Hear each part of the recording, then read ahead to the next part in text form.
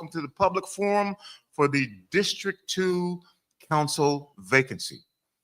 Seattle City Club, which is a trailblazing civic nonprofit dedicated to fostering civic engagement, has been chosen to host this highly anticipated public forum for the Seattle City Council position number 2 vacancy.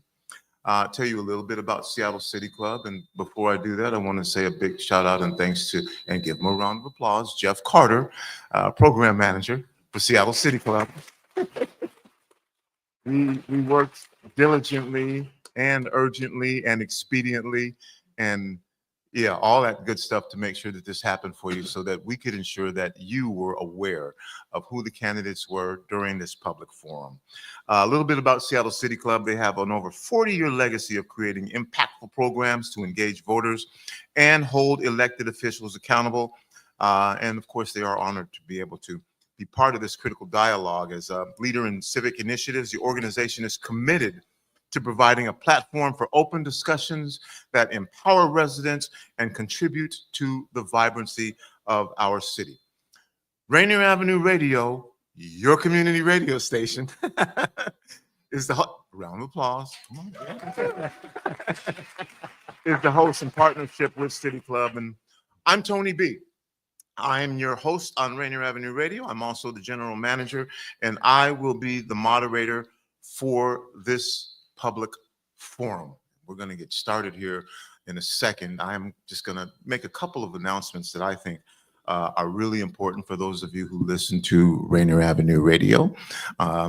This Friday, we'll be broadcasting the basketball game between Rainier Beach and West Seattle, so you can tune in for that.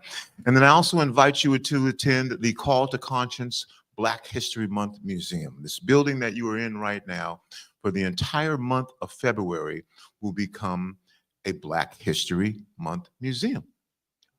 Applause.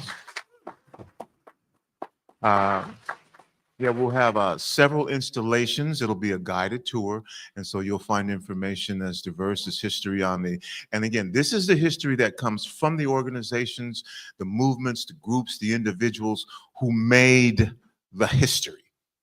So you're going to get information on the Seattle chapter of the Black Panther Party. You'll get information on the Seattle Black Firefighters Association. You get information on the history of African immigrants to Seattle. One of the exhibits that I'm really looking forward to is a memoriam in honor of Quincy Jones. And so there's just going to be a lot of cool stuff here, and I'll give you a little hint.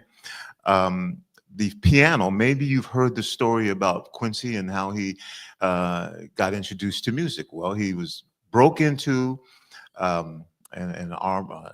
forum on, what do they call it? Anyway, he broke into something, an armory in Bremerton, and they ate lemon meringue pies as kids and did all this stuff. And then he went in this one room and saw a piano. And then he left, and he came back. Something told him to come back. He came back, and he told this story to Stephen Colbert, and he hit one of the keys on that piano, and he knew at that moment that that's what he wanted to do for the rest of his life. Now, we are going to have that very same piano here, yes, for our Call to Conscience event. So I definitely wanted to share some of that information with you. This public forum will be broadcast live on the Seattle channel and, of course, live streamed on their YouTube channel, and also broadcast across the Rainier Avenue Radio broadcast media networks. You can expect an insightful and transparent discussion as Seattle City Club and Rainier Avenue Radio continue our missions of fostering informed and active civic participation. Why is there a vacancy on the Seattle City Council? Well, Councilmember Tammy Morales resigned her seat on the Seattle City Council. That was effective January 6th, leaving a vacancy on the Seattle City Council beginning on January 7th. City Charter gives the council 20 calendar days to fill a vacant council position. This 20-day period began on January 7th, 2025, and the first day following Councilmember Morales' official resignation, and ends on January 27th, 2025. From the date of the appointment, the newly appointed council member will serve until the 2025 general election results are certified by King County elections and the newly elected council member representing District 2 takes the oath. So I'm going to give you an opportunity right now to meet the candidates, not yet opening statements, just an opportunity to meet our candidates. Hung Shur.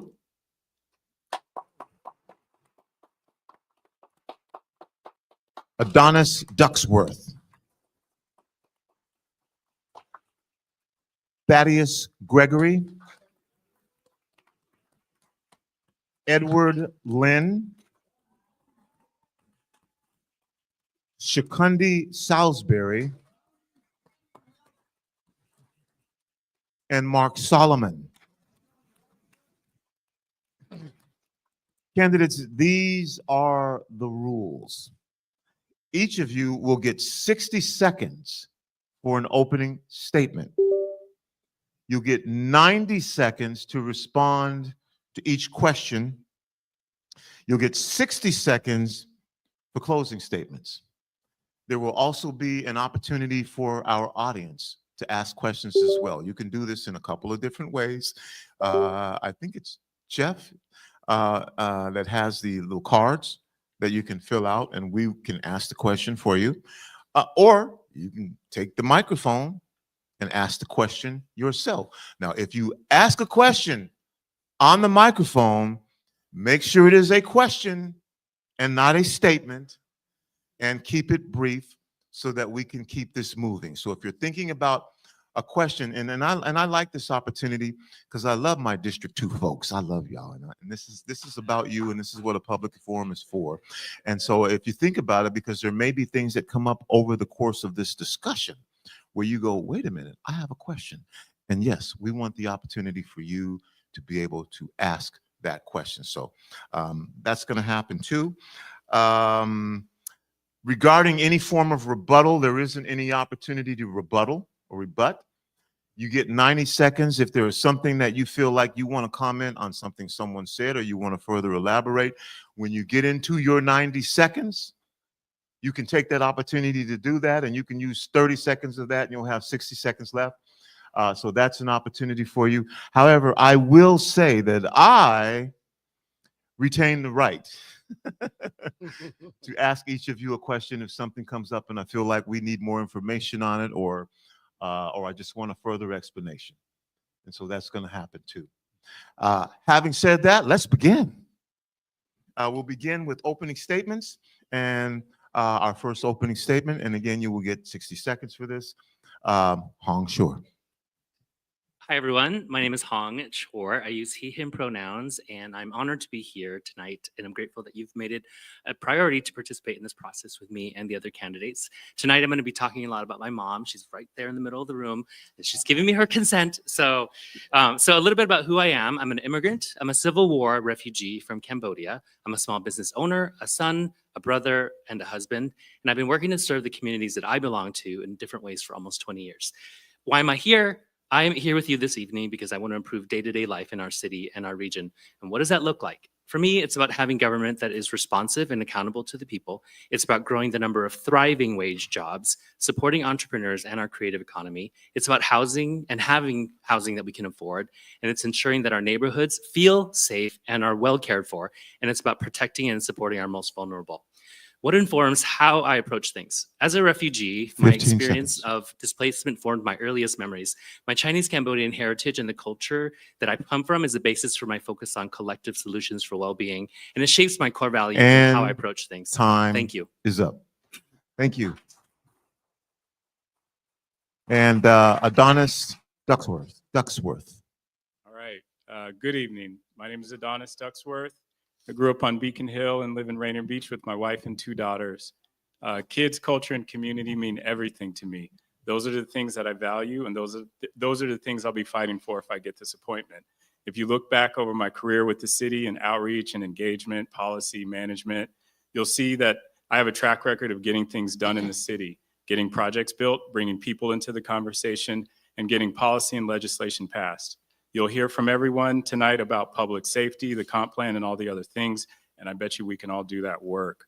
But let me tell you what I'm going to do specifically for District 2 if I get this appointment over the next 10 months. Number one, we're going to address the state of emergency that is 15 happening seconds. at 12th and Jackson. Number two, we're going to do SPD outreach and recruiting fairs. We're going to make Rainier Avenue safer. We're going to get a resolution passed that outlines a framework for how the city should be engaging with us. And number five, finally, we're going to cut through the red tape and break ground on the Rainier Beach Skate Park. So thank you for this opportunity, and I'm looking forward to the conversation tonight. Thanks. Thank you. And Thaddeus Gregory. Good afternoon, everyone. Thank you so much for being here and for tuning in online. My name is Thaddeus Gregory. I'm a lifelong Seattleite, born at UW Hospital, raised just over the hill at Lakewood Park, and currently live in Othello. So South Seattle, District 2, this is my home. I'm here tonight because I love this city. By training, I'm a land use lawyer. It's been an absolute joy to help build the city. As I work with local home builders to provide diverse quality housing options, including critical affordable housing, I've gotten to know our neighborhoods, our businesses, and the diverse array of people who call Seattle home. This work has also taught me how critical our comprehensive plan and this comprehensive planning process is. I want to use this training as your city council member to create a comprehensive plan and a land use code that fosters plentiful, diverse, affordable housing. 15 seconds. Over the past 2 months, I've hit the streets every day to hear from community stakeholders, businesses, nonprofits, and community leaders. These meetings have emphasized the complex challenges that we now face. But I believe together, we can face these challenges and make And Seattle an amazing time place to live. is up.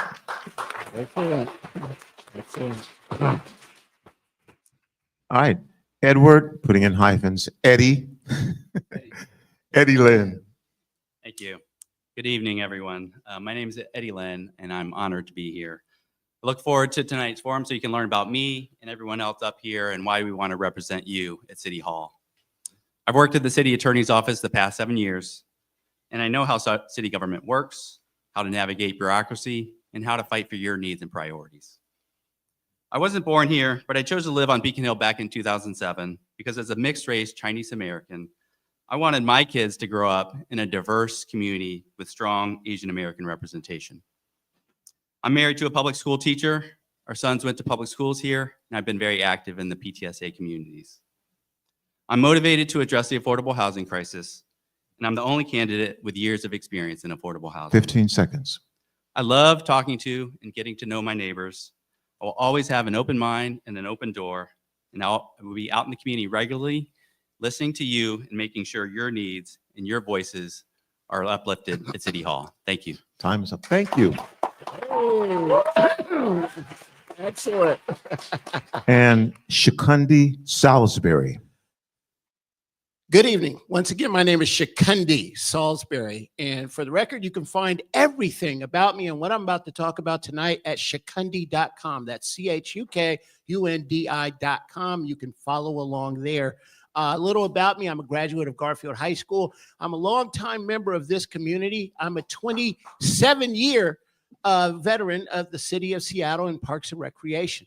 There, I've done many projects, including community outreach and engagement projects. Many of you have seen me at the public meetings, and I've been accountable, listening and bringing that feedback back on behalf of community around Seattle Parks and Recreation. And while I've started many initiatives there at Seattle Parks, I've done even more in the community. I have a long track record of 15 volunteerism. seconds. I've volunteered across the CID. I've done community outreach. I've done the work on the comp plan. And I guess what I would end with is I have comments on the comp plan right now that you can go see online. So if we're truly interested, And time is up.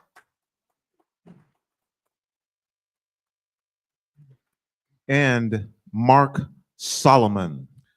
Good evening, everyone. Many of you know me. I've been in this community, serving this community for 34 years as a crime prevention specialist. I've been into many of your homes. I've been into many of your businesses, talking to folks about security, safety for their staff. I know this district on a granular level. And that's one of the things that I do bring to this position. And what I am focused on is not necessarily what I have done, but what I intend to do if I'm fortunate enough to earn the vote to serve this district. One of which is support for small businesses. Okay, we currently have a storefront repair program 15 seconds. How about if we have a storefront improvement program so that people can take advantage of incentives to make improvements before they suffer a crime? I'm also looking at how can we streamline the permitting process. And time is up. All right, tell you more later. these are your candidates.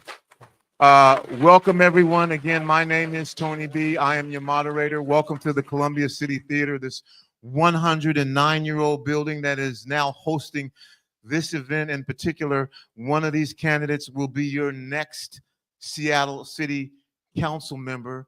One of the folks on this stage, the same stage that has been graced by the likes of Jimi Hendrix, Quincy Jones, Nirvana, Sir Mix-a-Lot.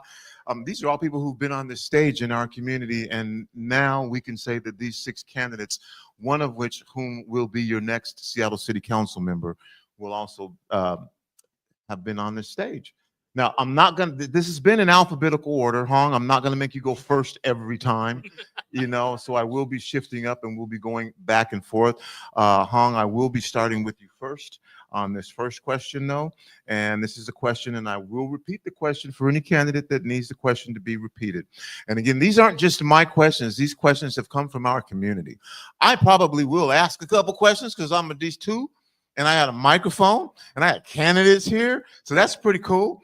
But these candidates come from our community. Again, if you have a question, you can go to Jeff and fill out the card, or when we have the open forum mic session, you can ask your question on that particular microphone. Here we go. Hong, the people of District 2 elected Tammy Morales. On what issues, positions do you agree and disagree with former council member Morales?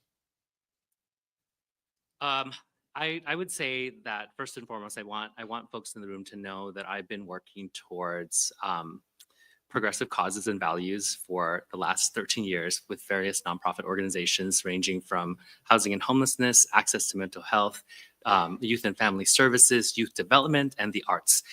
That being said, I think of myself as a pragmatic person. So I always think about what is it that we can get done and what is it that's going to have the most big impact now? And you might be wondering, to answer the question, like what specific things? I don't know that I have a specific list that I'm going to go down and say, I disagree with this and I agree with that. And, what I said at the very beginning was, I just want us all to come, to be able to leave Seattle and go in the world and for them to say, where are you from? And you'll be like, Seattle. I want them to say, like, that place is amazing. That place is amazing. It has like really great amenities. The people there are fantastic. There's jobs. It's an interesting place. And I want us to feel pride when we go out there.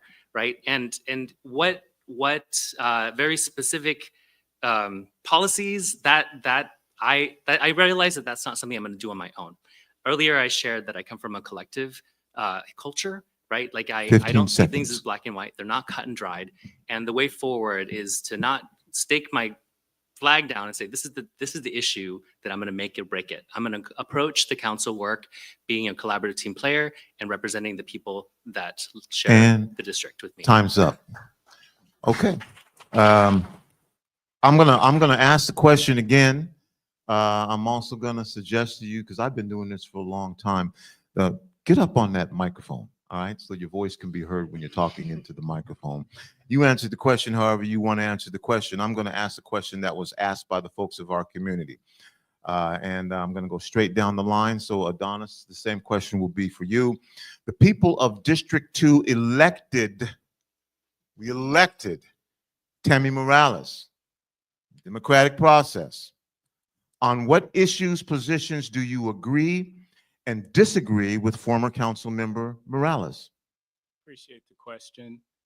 I mean, a couple of years ago, I think 2-3 years ago, I think we had some new neighbors move into our neighborhood, and there had been a series of shootings prior to them moving in, and when they moved in, the shootings just continued, right? And our neighbors had bullet holes in their house. And so they organized a neighborhood intervention, to like, hey, what can we do about this? And I remember one of my neighbors on the call, because we had like a series of them. And they had asked the question, where's our council member? That's what they asked. They said, where's our council member? I mean, I couldn't answer that question. And it was like, okay. But at the same time, I was getting like emails and whatnot about Lake Washington Boulevard, you know? So it was just kind of interesting that that's how our council member showed up. And so going forward, right, like I have a strong emphasis on public safety. We've been impacted by crime, and it's a big thing. It's a hard thing to have your house broken into twice in 4 months, you know? And the second time our house got broken into, they watched my family as they were getting ready to get in the car and go to the dance studio, you know? So public safety, it's one thing that I definitely want to focus on, and showing up for the community 100%. Thank you. Thaddeus, would you like me to repeat the question, or you good? I think we're good. Thank you. Okay. First, I want to thank Councilmember Morales for her hard work and representation of District 2. Being on City Council is a hard job. What Councilmember Morales did, what she aimed to do, was to uplift people from broad spectrums of the community. She helped to uplift people who didn't have as many opportunities. On City Council, we have a wide variety of leaders, people with differing opinions. And Councilmember Morales came from a position where she looked out for progressive causes for the little guy. As we envision our community, I want to help pursue the causes that unite us, help create affordable housing, help make our city safer by engaging in police, in bringing more police into our community, help our small businesses by creating a safer neighborhood, by looking very closely at what incentives we can give for them to bring workers into their shops, and to engage the 15 sidewalk, seconds. and to bring more people onto the streets to go to these businesses. Ultimately, I really appreciate the work that Councilmember Morales did, but I look forward to helping the broad spectrum of people in our And that's community time. to achieve. Edward, would you like me to repeat the question, or are you good? I'm good. Thank you, Tony. So a few of the things that I would support, I'm a big supporter of progressive revenues. So the Jumpstart payroll tax, I'm a big supporter of. And that really has saved our city's budget these past few years, and hundreds of millions went to affordable housing and to the Equitable Development Initiative, which I believe Councilmember Morales was also a strong supporter of. Last year, the payroll expense tax was increased for student mental health by 20 million. So I supported that. I think, and she also had legislation about for zoning for community-based organizations that want to do mixed use affordable housing plus some community space, and I'd be supportive of that as well. I think on public safety is the big area where, you know, I don't believe Councilmember Morales really championed public safety for D2, you know, whether from 12th and Jackson all the way down to the gun violence and other things impacting Rainier Beach and Rainier View. So yeah, public safety. And I think, you know, it's a basically a misconception that D2 residents don't care about public safety or don't want police. We want 15 seconds. we want culturally competent police. We want police officers that look like us, that know our children, that speak our languages, that know our cultures. But we do need police when your house is broken into, when there's gun violence. And time is up. Jakundi, are you good, or would you like me to repeat the You know, question? I think you will repeat it. Thank you. All right. So the question is, and this is from our community, and answer the question however you want to answer it, but this is the question that was asked. The people of District 2 elected, who we voted for, democratically elected Tammy Morales. Things are about to change. On what issues, positions do you agree and disagree with former council member Morales? Thank you for repeating the question there, Tony. So, I worked closely with Councilmember Morales, and you can see a picture of me and her on my website at shakundi.com, where I led a couple of comp plan discussions last year, right? So I was actually engaged around the comp plan, around housing issues. I was there. These are not just things that I'm considering. I've been doing the work, and I was there hand in hand with her as we sought to engage this community around the coming comp plan and the complications of it, right? So I led 2 events with her, and I most certainly was supportive of her work around EDI, because that has helped us help legacy homeowners and this work around the comp plan, right? And then on the flip side, I would say that, while I most certainly was a supporter, there was a lot of times where Tammy was not there. And so we most certainly have heard about gun violence. I've been at all the rallies. I was there at the Elijah rally at Safeway. I was down there when the workers was shot at, right? But conversely, I was at the Lake Washington Boulevard meeting, the most contentious meeting, I would say, of 2024. And Tammy should have been there, right? So whether you're on the violence side, the public safety side, or the transportation side, there was a lot of times where I expected Councilmember Morales to be there, and she was not there.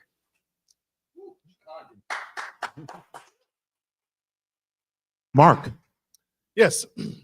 would you like the question repeated, or are you good? No, I'm good. So most of you already know that Tammy and I have history because in 2019, we competed for the seat. And there were a lot of issues where we differed. And though she prevailed in that election, we still worked together. I still worked with her office. We did meet with folks in Little Saigon at 12th and Jackson to address, to hear from the community to see what can we do about this issue. And it wasn't just us city folk. We had folks there from Reach and Lead. Okay, we've worked together on issues around violence in the Mount Baker light rail station area. So I had a good relationship working with her and her office to address some of the concerns that were brought forward by community. As has been said, we differed on public safety and public safety approaches, but that didn't mean we couldn't work together for the betterment of the community. You good? Okay. All right. All right. This next question, I'm going to start off with you, Adonis. And it's an issue in our community. And so there's really a couple of different questions that were asked, and I'm going to ask both of them. And I know that what I'd like to hear is an answer on whatever your position is on these 2 questions that are very different in what they are looking for and hoping for. All right? Okay. So I'll start with this. The pedestrianizations, we were talking about safety. The pedestrianization of Lake Washington Boulevard has been a long-running debate.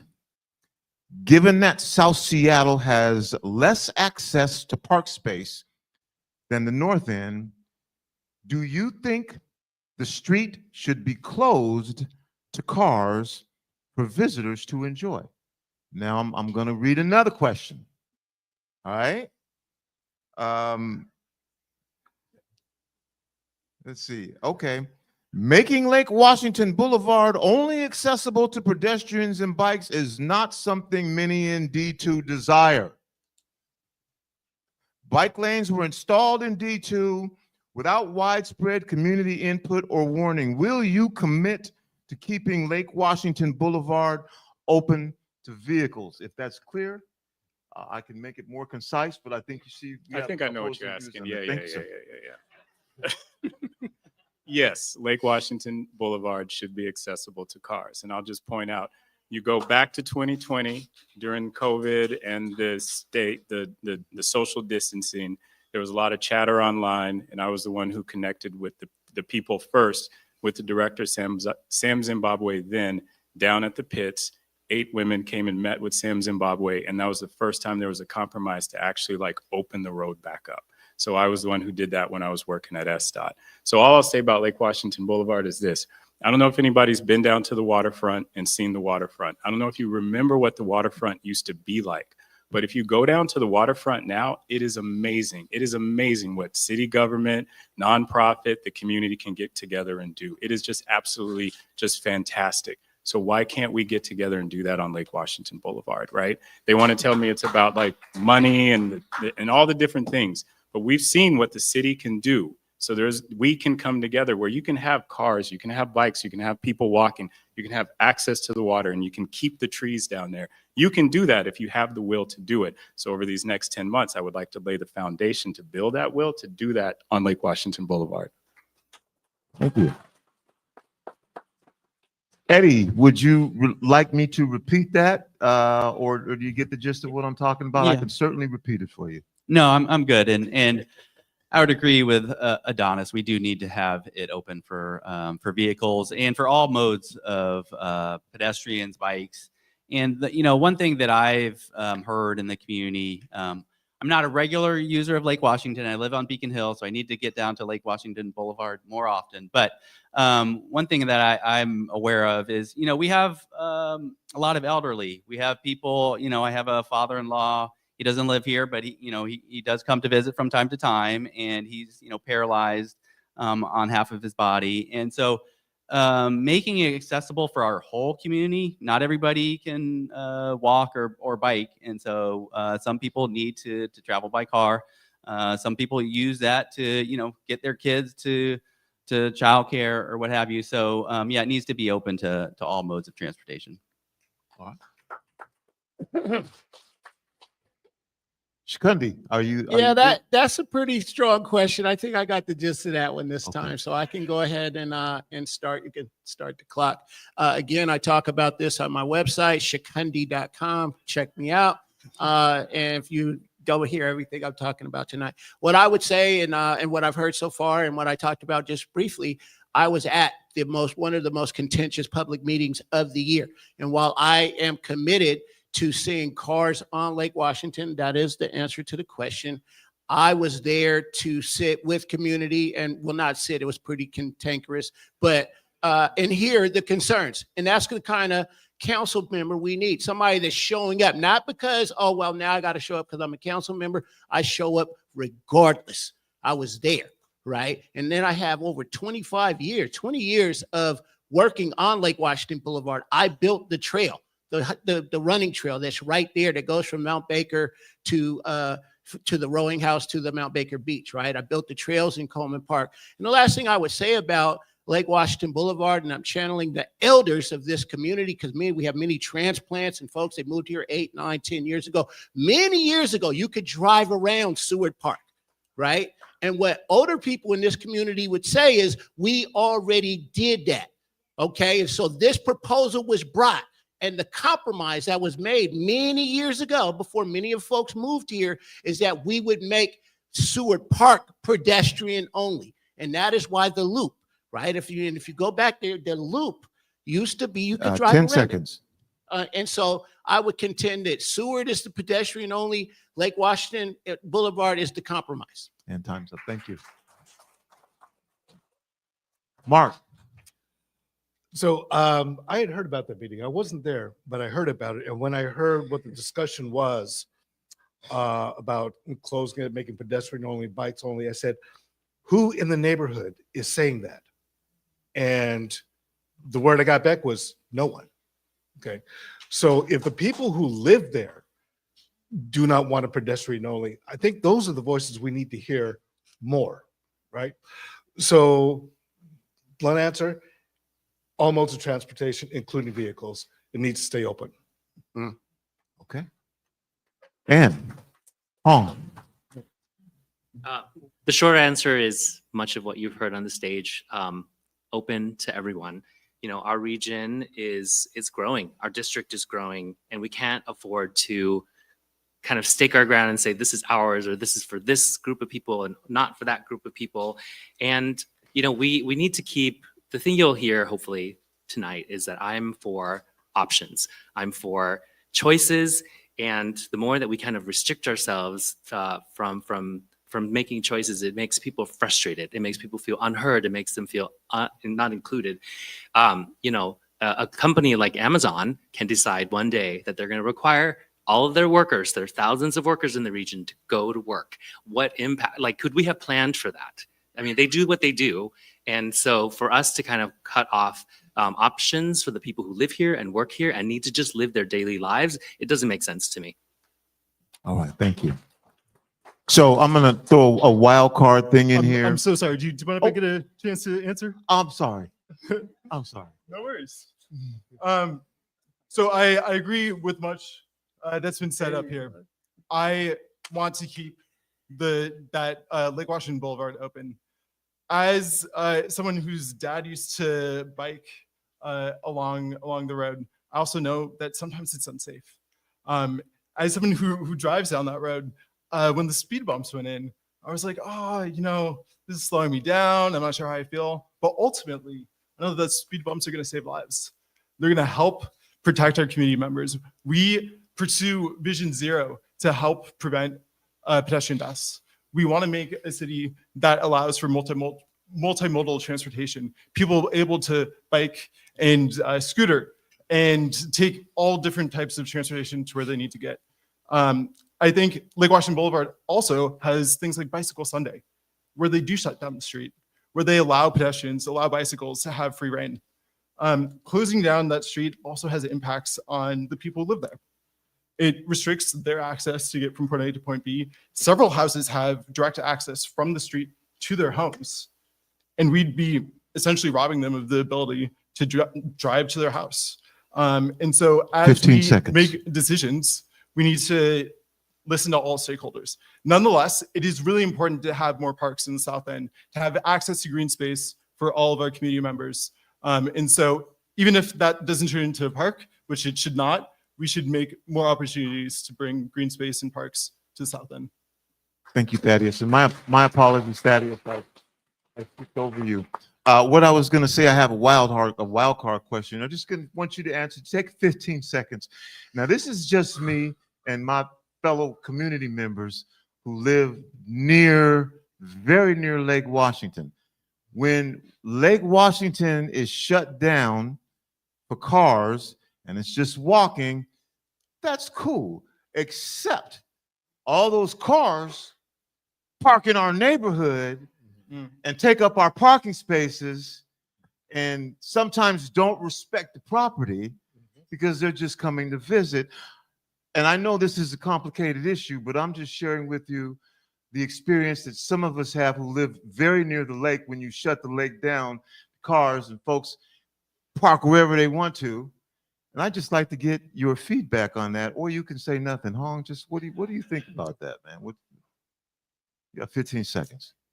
Yeah, I think I'm gonna have to go back to what I said earlier in that, we live and share this city and region together, and we have to figure out ways to make it so that people don't have to drive and take up space.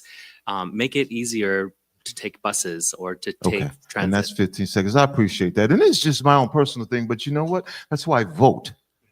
You know what I'm saying? Adonis, 15 seconds, man. People come and they park in my parking space in front of my yard, and they get out and they leave trash, and I'm not cool with that. I know. That's just me. I saw an Instagram thing that said the older I get, the more I'm curious about who's parking in front of my house. No, I get that. I mean, the short answer is parking enforcement. So if they're parking illegally, we need more parking enforcement to enforce that. That's the short answer. But if they're not parking illegally, it's annoying and it sucks, but they can park there. Got you. Thaddeus. Yeah. You do you feel me? I grew up in Stewart Park, and I do feel you. And I'm not saying that, but man, it's our neighborhood. What? Absolutely. Anyway, 15 seconds.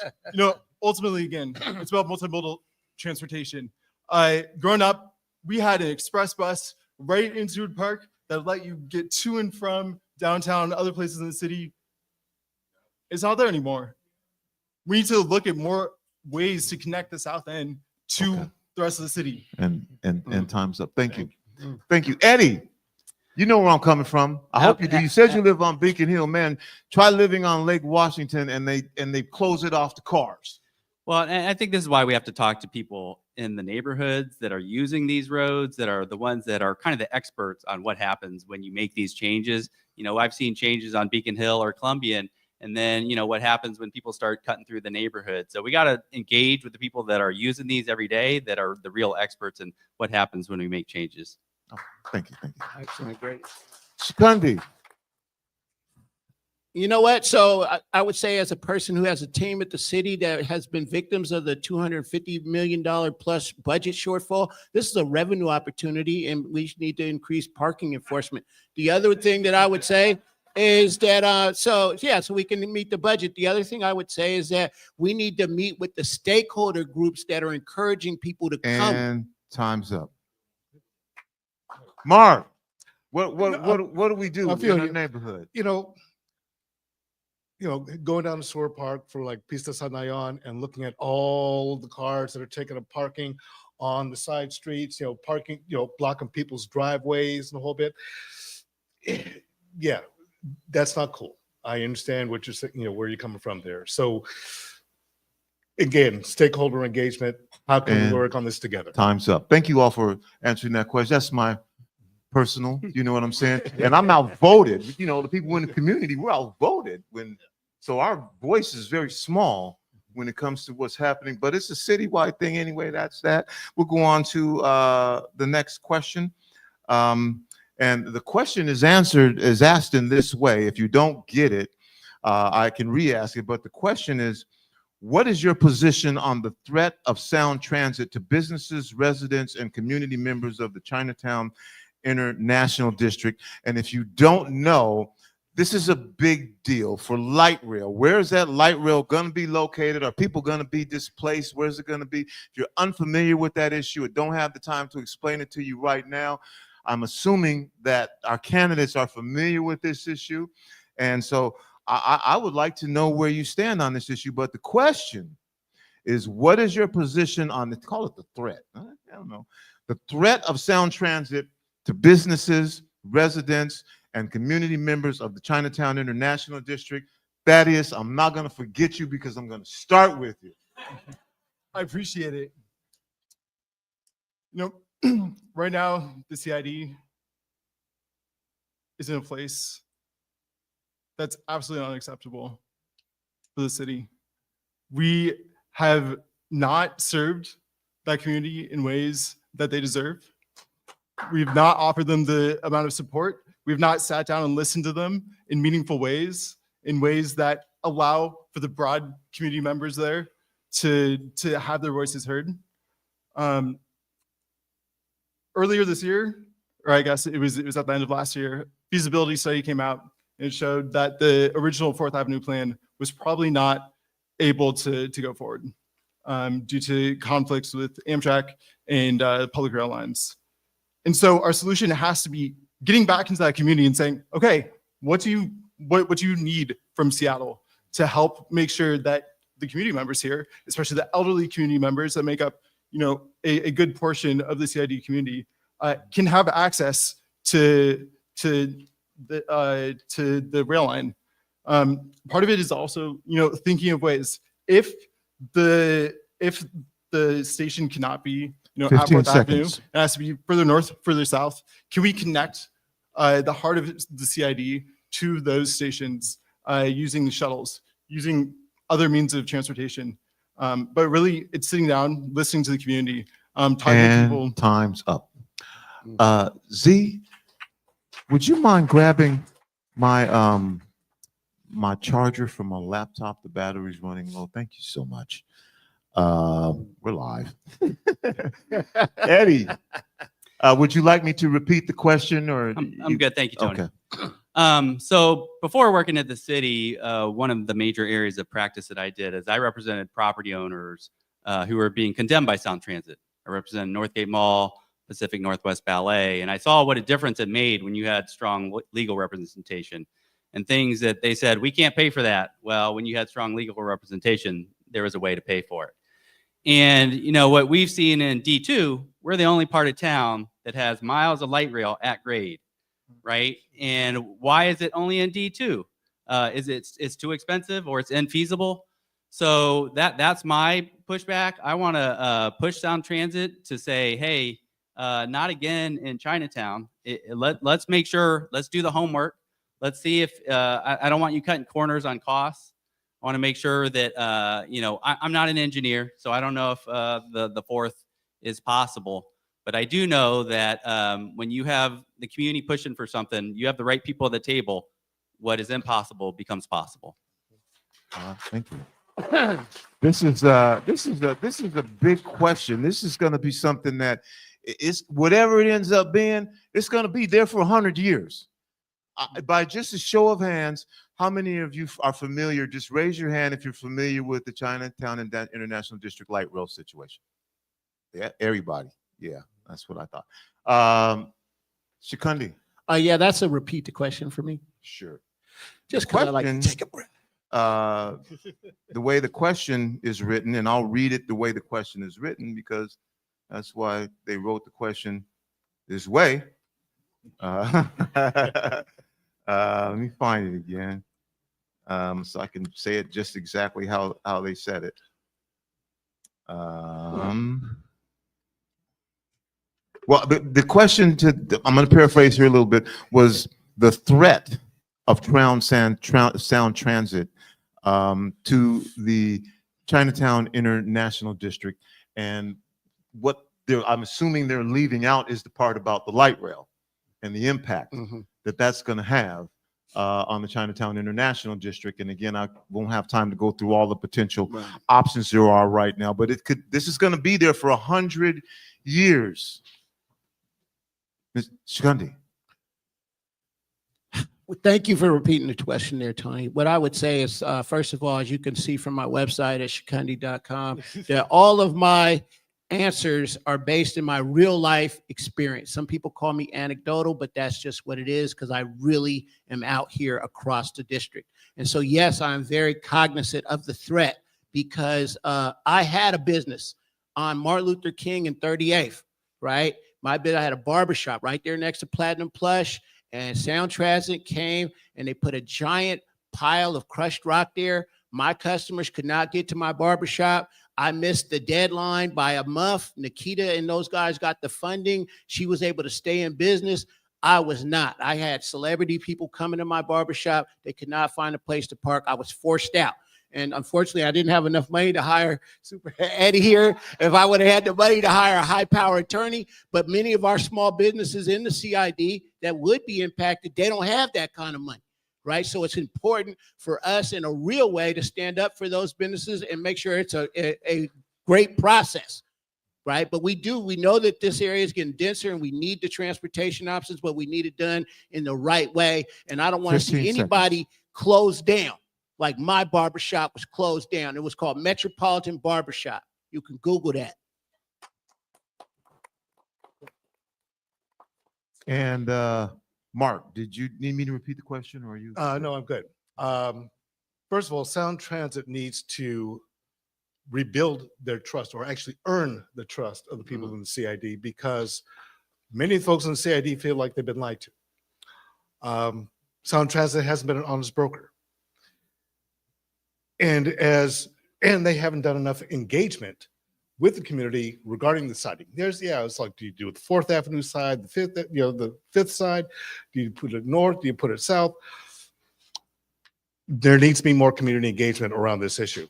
And not only should we be looking at Little Saigon, or excuse me, the CID for the impacts of light rail, I'm thinking about the West Seattle to Ballard extension. I'm thinking about how many businesses and homes will be displaced when they put in a station at the Alaska Junction, at 35th and Avalon, as well as right there on Delridge. That hasn't been talked about, but we're going to be losing a lot of homes and a lot of businesses, which means losing a lot of tax revenue. That has to be talked about too. What's another alternative? Is another alternative to the light rail extension more rapid ride lines and more frequent rapid ride lines? Something that we need to consider. Thank you. You good? Got about 15 seconds left. I don't know. Oh, no. You got more from me? Karaoke? I don't know. Okay. Well, giving me a microphone is dangerous, man. I'm just telling you. Hong, are you good? Do you want me to repeat the question? Good. I'm sorry, I don't have a website where I've outlined all my things, and I'm not a high-powered lawyer. But what I can speak from is from lived experience. I was a part of the Capitol Hill Community Council when that neighborhood was putting in its first light rail station, and so I have lived experience of what disruption can take place. We lost so many long-term and beloved businesses. They're just gone. So when we talk about the CID and Little Saigon. Maybe the phrase "humbaos, not hot dogs" mean anything to you? Means something to you? With Uncle Bob Santos, he stood up for the CID and the International District in Chinatown and said, we need to be involved. It's not that we don't want light rail. It's just that we want to make sure that you are protecting us and making sure that the impact on us is mitigated. Every time there's a sporting event, every time there's something like a women's march, it impacts us, right? It diverts businesses, it clogs up the people who go there. So we want to make sure, just as Tony B said, like make it make sense, right? We want to make it so that like when all of us are long gone, folks go there and they're going to be like, what was Seattle thinking when they said you're going to have to transfer here to go back this way, and then super confusing, right? So we just want to be involved, and we want to make sure that the decision makers are understanding that this is people's livelihoods. It's their whole entire family legacies in the CID. Don't just wipe them out without talking to them and making sure you 15 understand seconds. the ramifications of the choices that are being made. Thank you. Adonis. Yeah. So this is a tough one because we're talking about a neighborhood that has just been historically underinvested in, or just no investment at all. And then now there's a big, massive infrastructure project looming over the CID. And it makes me think of how we've done this in other parts of the city. 23rd Avenue was a project that I worked on. I was the outreach lead on that thing every day.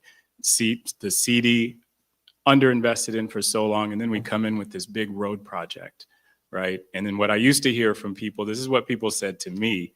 They were like, you didn't do this project until all the white people moved in. That's what they used to say to me. And that was really tough. That was really hard to take. And then you've got a contractor, right, who's basically like taking over the road. And it's really hard to get in places. Businesses are shutting down. And so the things that I saw work on that project, getting all the organizations, the BIAs, the community councils, all those folks in the room before you start construction, let's have that conversation, right? The other thing I saw work on that project was mitigation for businesses during construction. Right? There's a number of ways that looks. That could look like money. That could look like working with the contractor to make sure the contractor doesn't shut down roads and various things on holidays and things like that to get the project built. We got 23rd Avenue built. I think Sound Transit's going to get this built too in the CID, but they have to make sure that they do it right and make sure they engage the community and have the right kind of mitigation. All right. Okay. That is, I will not make you answer the question again.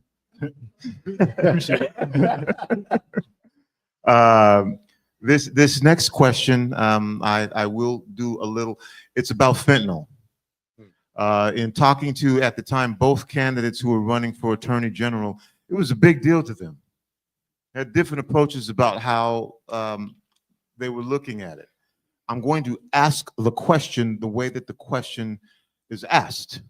You may disagree with the way that the question is asked, and as a community, I hope you know, because we don't talk about it enough, of the impact that fentanyl is having in our community. Do you know that grade schools have Narcan? So in case a grade school student accidentally takes fentanyl, they can get the cure. There's other things going on in our community regarding fentanyl as well. We had a program up here with an EMT, a school teacher, and anyway, it's a big deal in our community, and it's a drop of a pin drop of fentanyl can kill you. It's everywhere. Anyway, so the question that I'd like to ask of our candidates, and I'm going to start with you, Shikundi, with this particular question. Ooh, did I lose it? There you go here. Oh, I got to find this one. Let's see here. What?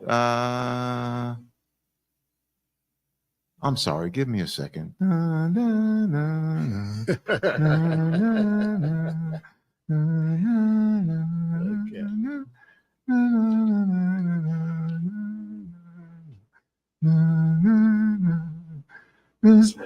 I had a whole bunch of questions here. I'm sorry, but I figured that out. So the question was, what will you do to support? What will you do to support rehabilitation in regards to the efforts to control the fentanyl scourge in our community? And Shikundi, I'll start with you. You answer the question however you want to, but that's the way the question was asked. What would you do to support rehabilitation regarding the fentanyl scourge in our community? Thank you, Tony. So first of all, in prior question, we talked about the CID, and I just wanted to remind people that I had a business at the corner of 14th and Jackson for over 20 years, and it burned down along with Operation Night Watch. And we most certainly had many fentanyl afflicted people that came in there. Now, according to, moving on to the fentanyl crisis, I'm intimately involved with this and been impacted. My mother walked through a fentanyl cloud in her lobby of her building, and it affected her immediately. So I got the memo, I've seen the alarm, and what I would do specifically is make sure that we prioritize resources to programs like the care team, right, and our CSOs, and the responses to so people can have a commissioned officer, if you will, respond to these fentanyl crises when people are in crisis.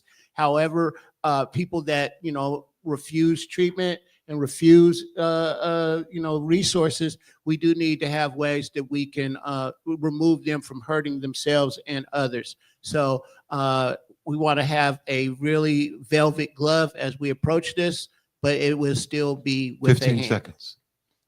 And you know what? I'm going to give you an additional 15 seconds now that I found the original question.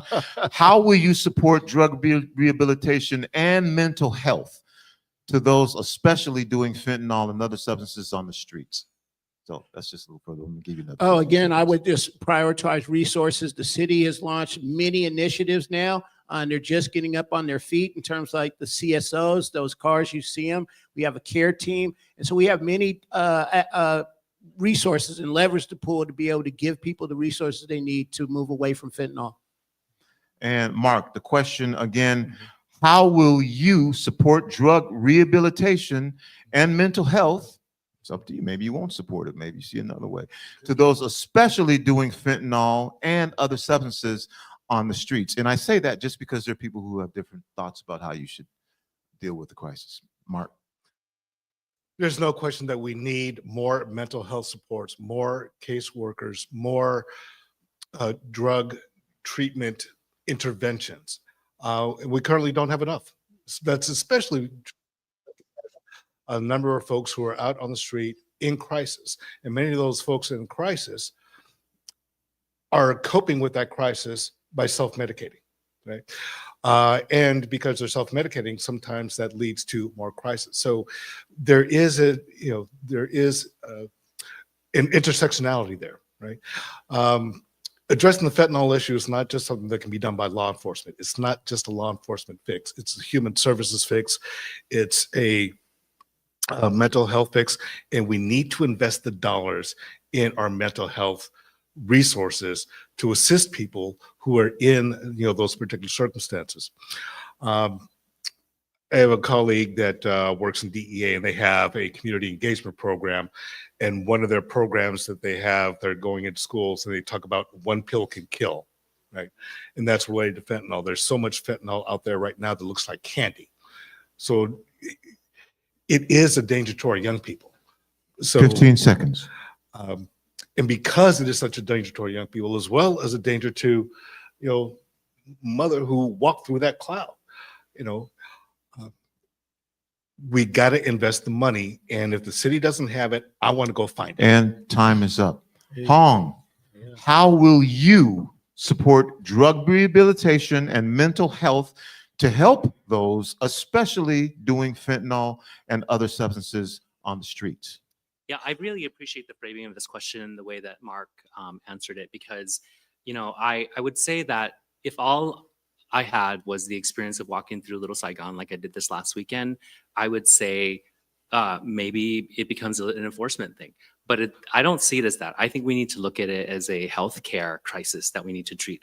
And that came from my time working at Plymouth Housing. It's a permanent supportive housing nonprofit. And that's where they really taught me things like trauma-informed care. And that's where they taught me about harm reduction. And so for me, when I think of what we need to do, it's like what Mark said.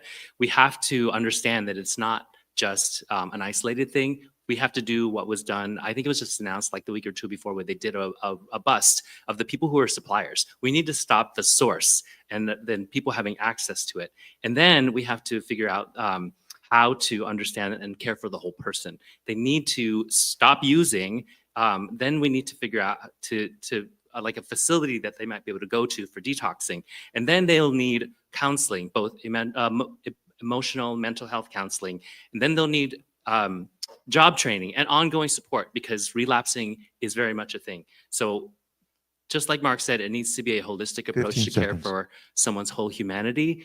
And the only way that we can do that is to treat it not as a legal problem and a law enforcement problem solely, that sometimes that's necessary, but to start from the whole person And first. time is up. Adonis, how will you support drug rehabilitation and mental health help to those especially doing fentanyl and other substances on the streets? Well, the good news is people do recover. That is like the good news. People do recover. Those are people's moms and dads and brothers and sisters. There's probably a mom at home right now whose son who's up there in the CID right now, and she's wondering when her son's going to come home. And if you're picking up what I'm putting down, I've been very active in the recovery community for almost 10 years now, helping men and women, mostly men, get to meetings. I do a lot of my volunteer work at the Salvation Army and the Union Gospel Mission. And over again, I hear stories of recovery. I hear people who go from being on the street to getting a job. And then 3, 4, 5 years later, they're a very active person in the community. And so what needs to happen in those situations is, because what happens is with addiction, you're out there, you're doing it, and you hit bottom. You hit a bottom. And there you are at the bottom. And unless that hand is there when you're at the bottom, you start to feel better.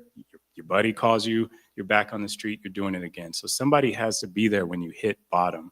And when they're there, people need to be stabilized. You need to stabilize them with shelters, with homes, because otherwise they're just going to go back out and do what they're going to do. Then you've got to get them into a recovery program. There's all kinds of different 15 recovery seconds. programs to get people into. And then they need that long-term care, whether that's counseling or someone to be there and stay with them to let them know that things are going to be okay. But the good news is people do recover.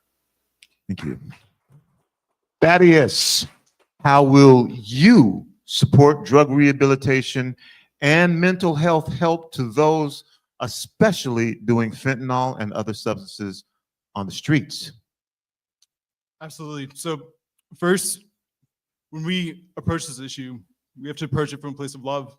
These are our neighbors. This, as we said, someone's mother, father, son.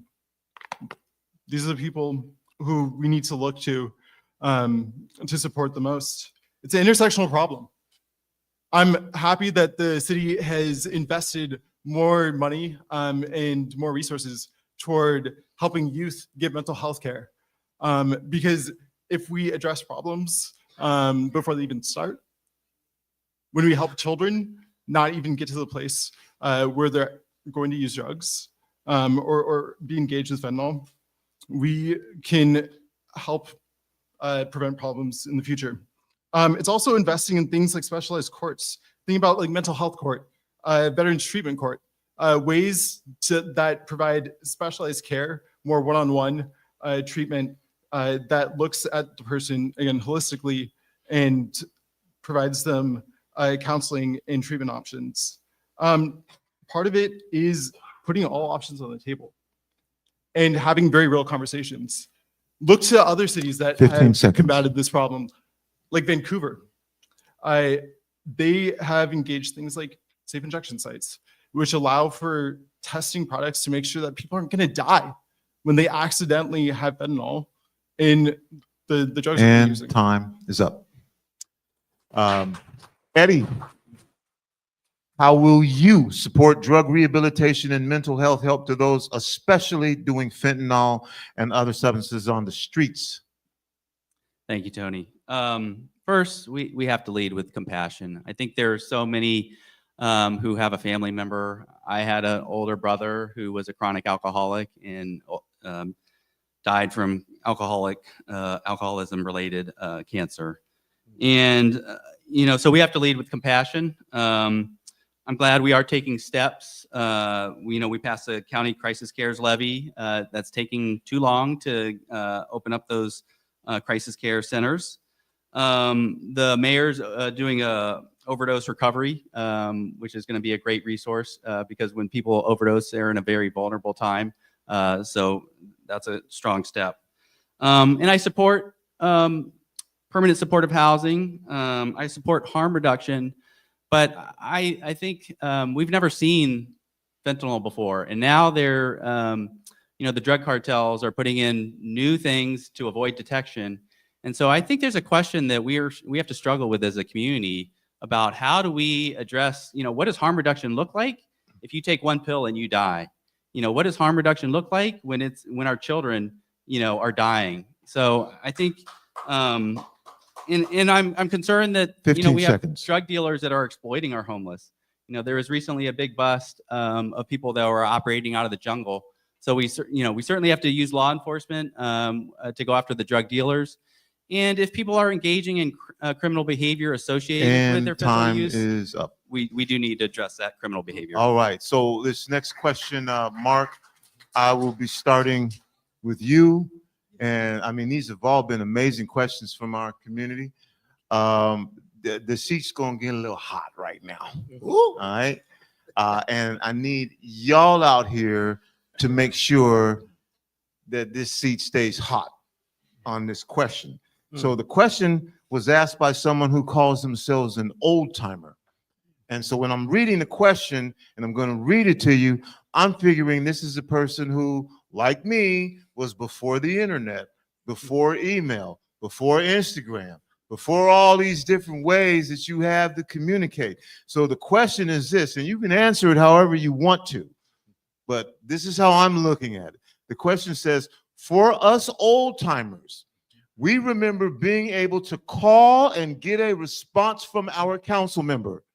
What will your constituent response philosophy be? Show up.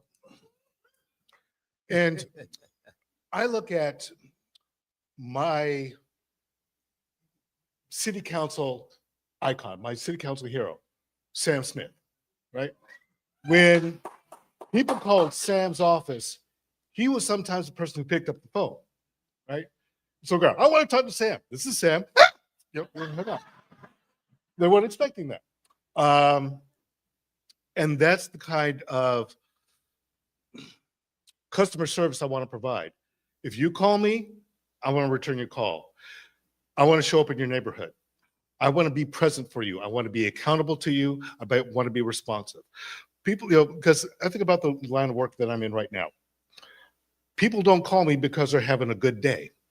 They call me because there's an issue they want taken care of. There's something that they want resolved. There's something that they need assistance with. It's my job to do that. It's my job to be of service. And I can't be of service if I don't show up. So that's the primary thing for me, is showing up, being present, and listening to what the concerns actually are, and then working with folks to actually deliver results. Okay. Hong, same question for you. And I'm gonna get it right back up here again. What will this technology is just, man, playing games with me. This is from an old timer who says he or she, whoever the individual is, they remembers being able to call and get a response. What will your response strategy be for your constituents? And there's a lot of them, man. I get it. Email, Facebook. I mean, it's a bunch of ways. So just tell us what it is, or would be. Okay, am I good? You're good. I would say, first of all, don't look at this face and think that I'm maybe not approaching old timership.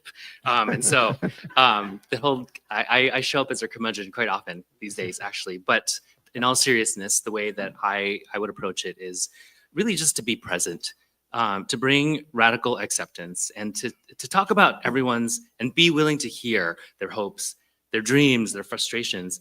And I think in most of my experience of working with people, and I work with people a lot, whether that's behind the counter at my family's business, whether it's at my office when I'm working with donors who are frustrated with something, or whether I'm working with, a parent who just wants to know who to talk to about to resolve the issues that their youth is dealing with. I'm like, I don't work with programs, I don't know, but let me find someone who can help. Let me just listen to you, and just like, I want you to feel like you are the one that matters to me right now.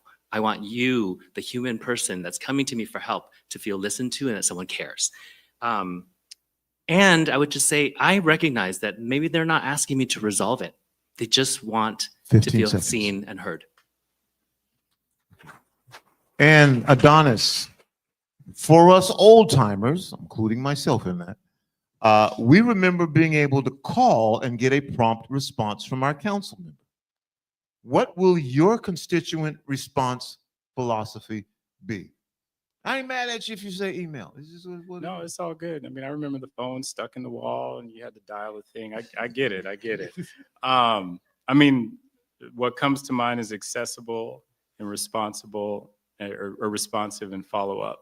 So I was thinking about a business owner I just helped who reached out to the mayor's office. He was struggling. He had a construction project on Washington, and his business was off Occidental. So his business was between Washington and Yesler on Occidental. There was a city project on Washington, and then there was a private construction project on Yesler. And so nobody could get onto Occidental. And then he said every day he would show up to work and there was somebody sleeping in his doorway, right? And so just being at the city and knowing how the city works and knowing all the different people, I was able to get a timeline on the city project, and we got that wrapped up. So we got that access back. Yes, there's a private project, so I knew where to go to look to check the timeline on that project.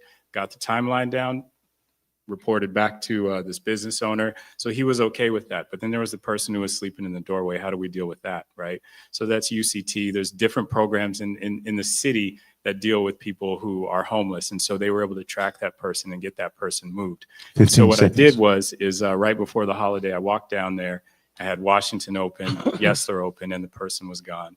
And he thanked me for it. So that's the kind of way I would be responsive. Thank you. Thaddeus, same question for us old timers. We remember being able to call and get a prompt response from our council member. What will your constituent response philosophy be as you're sharing this to these District 2 folks out here and letting them know how you get out or would get out? Yep. One of the most important roles of this D2 council member is to help restore faith in the council, help restore faith that your council member is listening to you. And it is responding promptly. It's also showing up and listening and hearing what the person has to say actively. And after the conversation, maybe following up and say, here's what I heard from you. What do you want me to do? It's also being proactive and going out and knowing about issues. So when those calls come in, when the emails come in, when whatever comes in, you're able to jump in and tackle it immediately.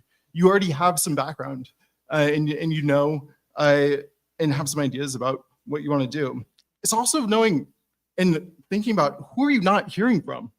Because so much of the problems that I think Seattle is facing comes from people who don't have a seat at the table, who we aren't able to listen to because we haven't invested the resources to go out and hear from them. It's why investing in social services is important. It's why our city staff going into the communities to talk to unsheltered community members people dealing with drug issues, people who are dealing with mental health issues, and making sure that they have a place to come and talk to. And time's up. Yeah.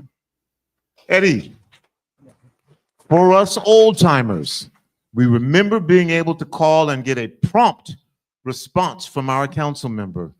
What will your constituent response philosophy be? Thank you, Tony. You know, I think constituent services really is the top priority of being a council member, at least in a district for District 2. That's why I am applying for this position, and that would be my top priority. And it's something that I really enjoy. I mean, over the past month, I've had the opportunity to meet a lot of people in the district, to meet some fellow candidates here on the stage, and it's just been such a pleasure to get to know different parts of the community.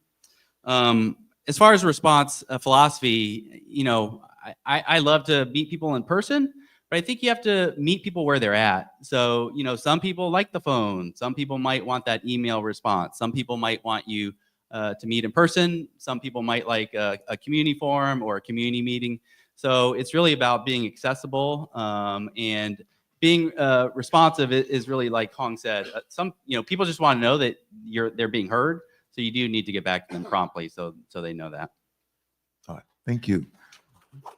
Secundi, Yeah, for go us ahead, old Lee. timers, Thank you, we thank you. remember being able to call and get a prompt response from our council member. What will your constituent response philosophy be?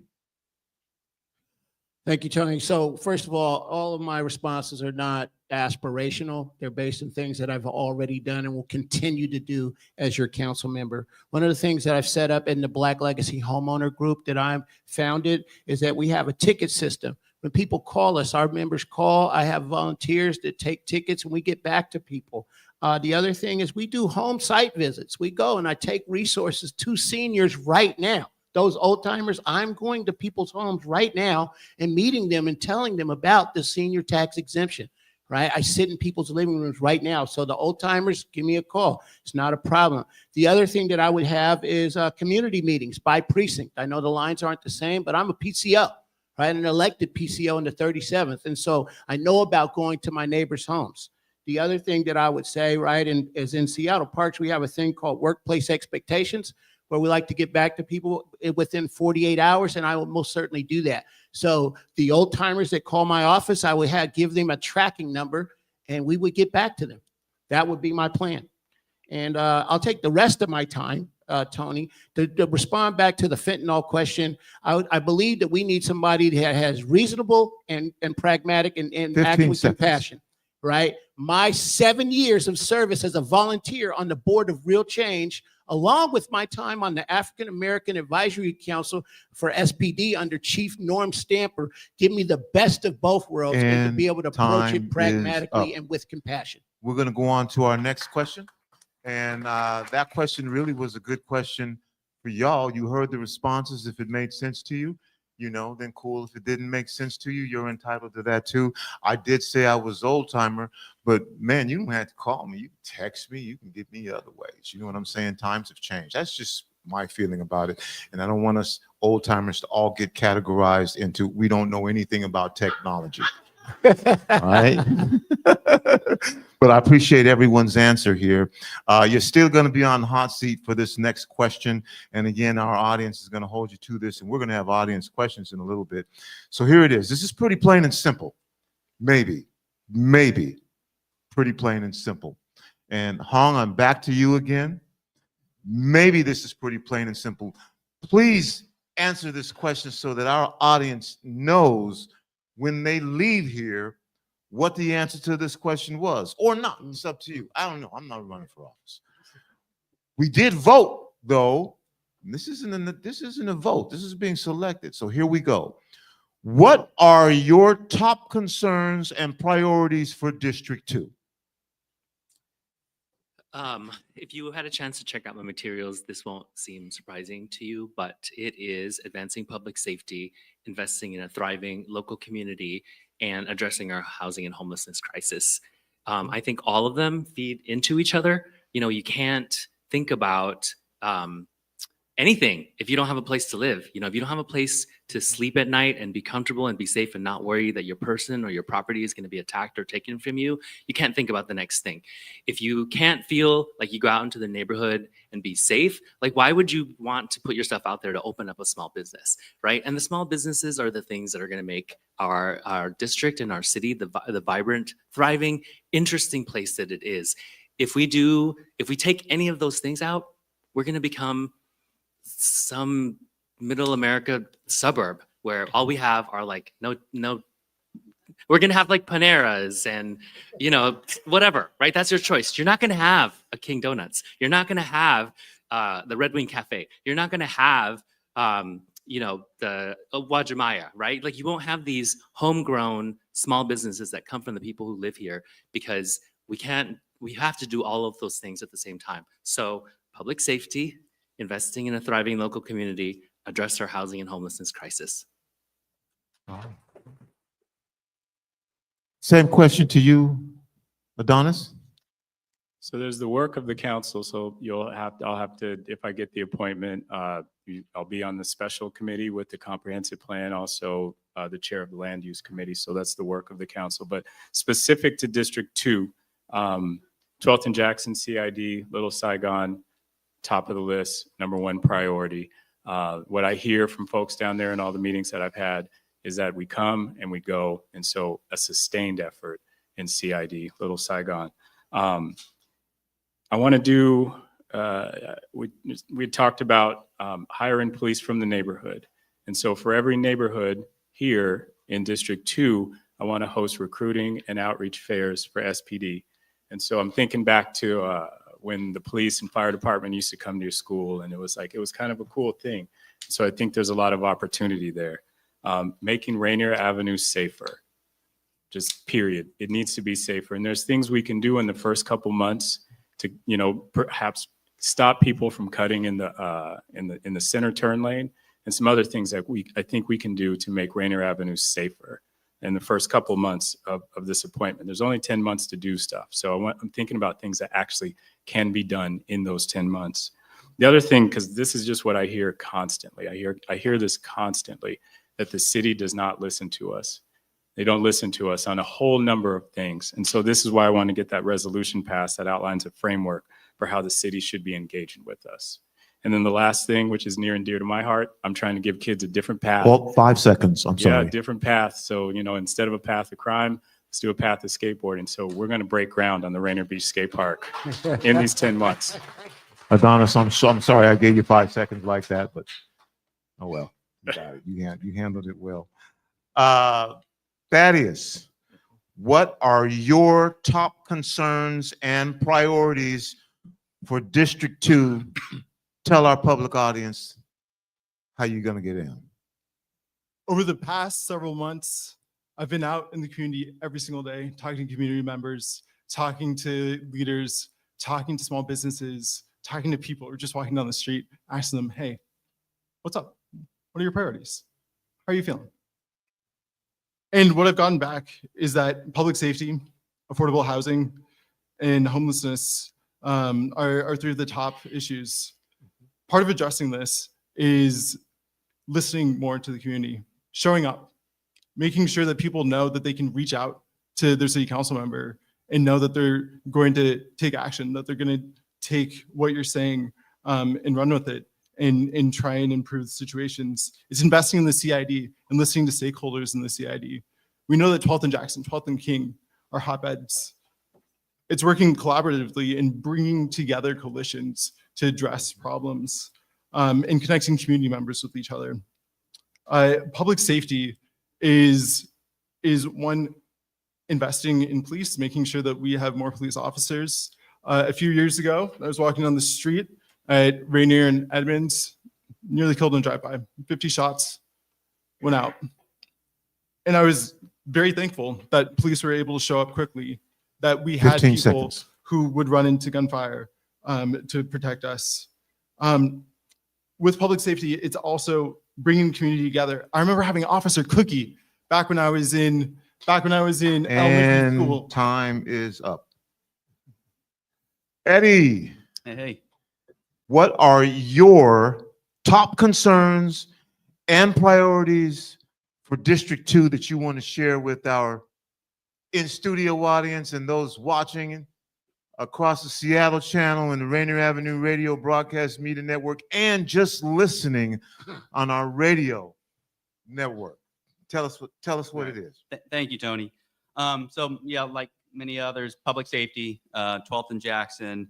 At the same time, speaking with Jeff Leong here of the CID Business Improvement Association, we also have to address the public perception of, we don't want people to avoid the CID. We want people to go shop and eat there. So please, everybody, go down there, go out to eat.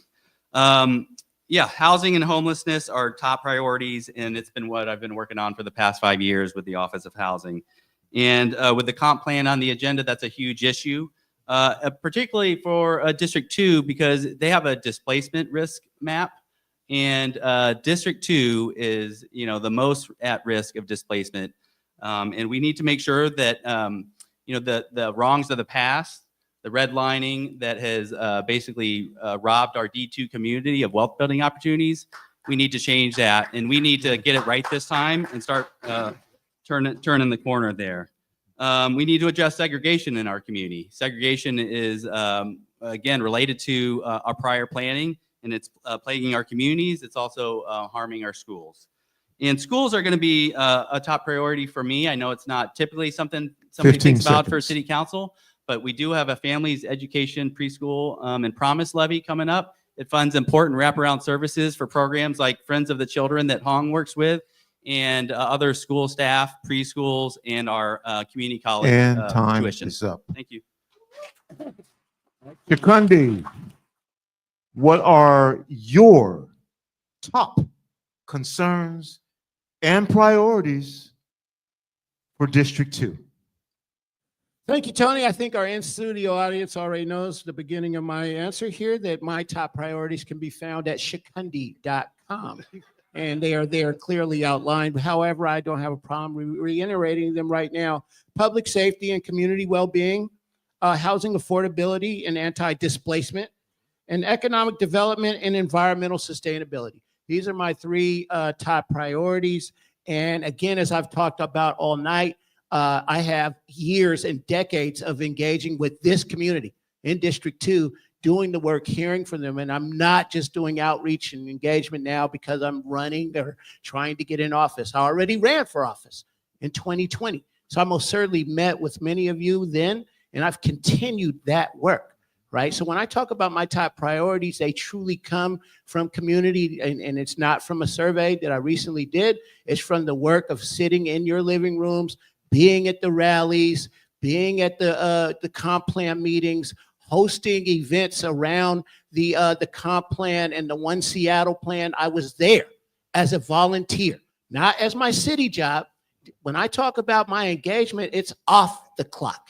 And that's what's important, and what I will bring to the table as a council member, that passion and desire and drive that you and many in this community have seen from me for the last 25 years.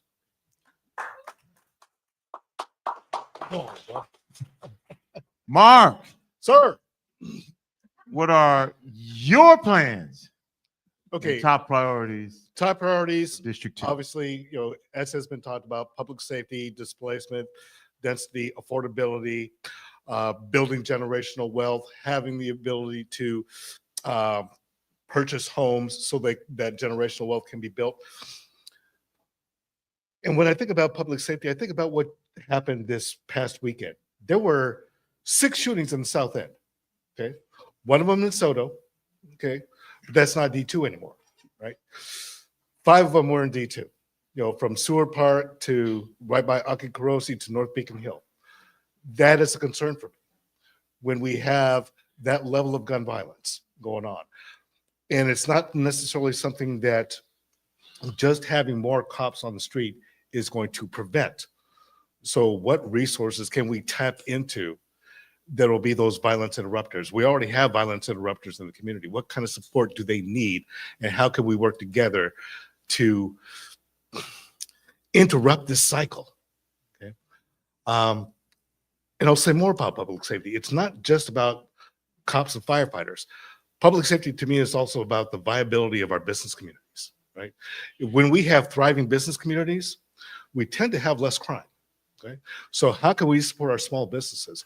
And that's one of the 15 reasons seconds. I'm looking at how can we create a fund, go out and find the resources to help our small businesses before they encounter any kind of public safety issue. Thank you, all of you, for being on the stage. If you are interested in asking a question, there's a microphone right there. In a very orderly fashion, go ahead and, well, we could line up is one thing, or we do have a mic, because I know there may not be people who want to get up, so I'm not sure how we're going to do this yet. But if you have a question, raise your hand. Okay, hold on a second. Hold on a second. So that's one person with a question. Does anybody else raise your hand if you have a question? There's 2, 3, Okay. 4. So, okay, I see a couple questions down here. Then we're going to make it happen. So we got you. And then the person with the broken foot spoke up. So we're going to do them. But here's a question from our community. Well, that's what it is. That's why it's mobile. And then I also ask people to come down here. So this is a question from is there any Columbia City business owners in the audience tonight? Okay, yeah, Columbia City business owners. So on Friday, when we were passing out flyers to let folks know that this was taking place, because nobody knew, is what it is. Businesses, 3 businesses asked basically the same question. And this is the question, and I'm going to start with you, Adonis. What will you do to help small businesses like those in Columbia City that are struggling with issues such as crime, police response time, that's a very real thing, increased costs related to the new minimum wage and other costs? On Friday, when we were talking about this meeting, 3 small businesses told us that they may have to close. You want me to repeat that, or are you good? I heard 3 questions in there. Will you repeat Yeah, that? it's a lot. Huh? Yeah. Yeah. Okay. So you got 90 seconds to work your way through it. Can you repeat the question? I will repeat it. What will you do to help small businesses like those in Columbia City right here that are struggling with issues such as crime, police response time? You heard me say that's a real thing. We don't even call the police. Increased costs related to the new minimum wage and other costs. On Friday, 3 businesses said that they may have to close. This is just keeping businesses afloat, right? So when I think about that, it starts with access to the business. And if the crime is an issue, then I do believe that we do need an increased presence of police. But I want to be clear about what I'm talking about. So in the CID, that's going to look different than Columbia City. It's going to look different than Rainier Beach. So one of the ideas when I was talking to some of the Columbia City business owners I was talking about, wouldn't it be great if cops got out of their car and walked a beat? And just walked a beat, got to know the businesses, got to know the people, talk to people, right? So they're walking a beat. And then what this does is it cuts down on things like burglaries and whatnot. So that's one way I believe that we can support small businesses that way. In terms of the increased costs of business, my understanding that insurance is going up. Insurance is going up because of the public safety issue. So there's businesses in Ballard, there's businesses downtown, there's businesses down here in the South End where insurance is just skyrocketing. It's skyrocketing because they don't want to insure these businesses because the crime is so bad. And so I think we can start with a place of public safety, increased presence of police on the ground in the neighborhood, walking a beat. All right. Thank you. And Thaddeus, same question. You want me to repeat it? Are you good? Yes, please. I know, man, that's a lot. What will you do to help small businesses like those in Columbia City that are struggling with issues such as crime, police response, increased costs related to the new minimum wage? 3 businesses said that they may have to close down on Friday. They shared that info. Absolutely. So I have spoken with many small businesses in our community, ranging from the top of D2, CID, down to Rainier Beach, and all throughout, including here in Columbia City. It is, as Adonis said, about bringing police onto the beat. As he's talking about insurance, I talked to someone whose insurance went up 40%. I talked to another business owner who was refused insurance, can't even get insurance. And so when, say, your window gets busted in, these small businesses are having to pay out of pocket. So it is bringing more policing, but it's also bringing more people onto the street.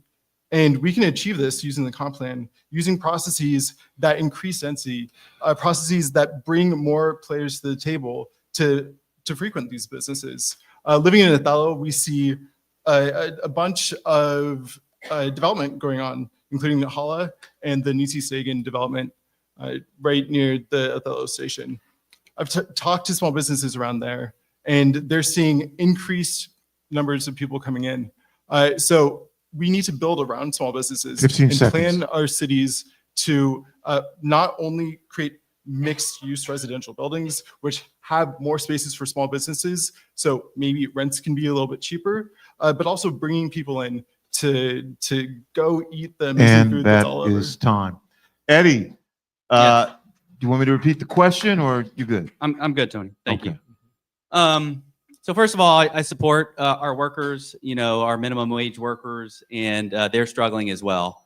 And the hard part, what we're struggling with, is that even at minimum wage, you still can't afford to live here in Seattle, right? So we have to address the affordable housing crisis, which ultimately will support our workers and our small businesses. I mean, we're dealing with a lot of intersectional issues here. Absolutely, public safety is a key one. The broken windows program, I've heard, does not pay the full cost, especially in like historic district of Chinatown. I'd love to support, broader exemptions or ways to cut regulations and taxes for our small businesses. And it's not just the taxes they pay, but they also have to hire an accountant, hire a lawyer to figure this stuff out. And that might be a lot more than ultimately the taxes they end up paying. And finally, I also just think that we can be cheerleaders for our local businesses. We got to shop and eat local. So not just in Chinatown, come on down here to Columbia City, shop and eat local. Thank you. All right. Shakundi, would you like to hear the question repeated or are you good? Always, Tony. Please repeat the question. I'm sorry, I didn't hear you. Please repeat the question, Tony. No problem.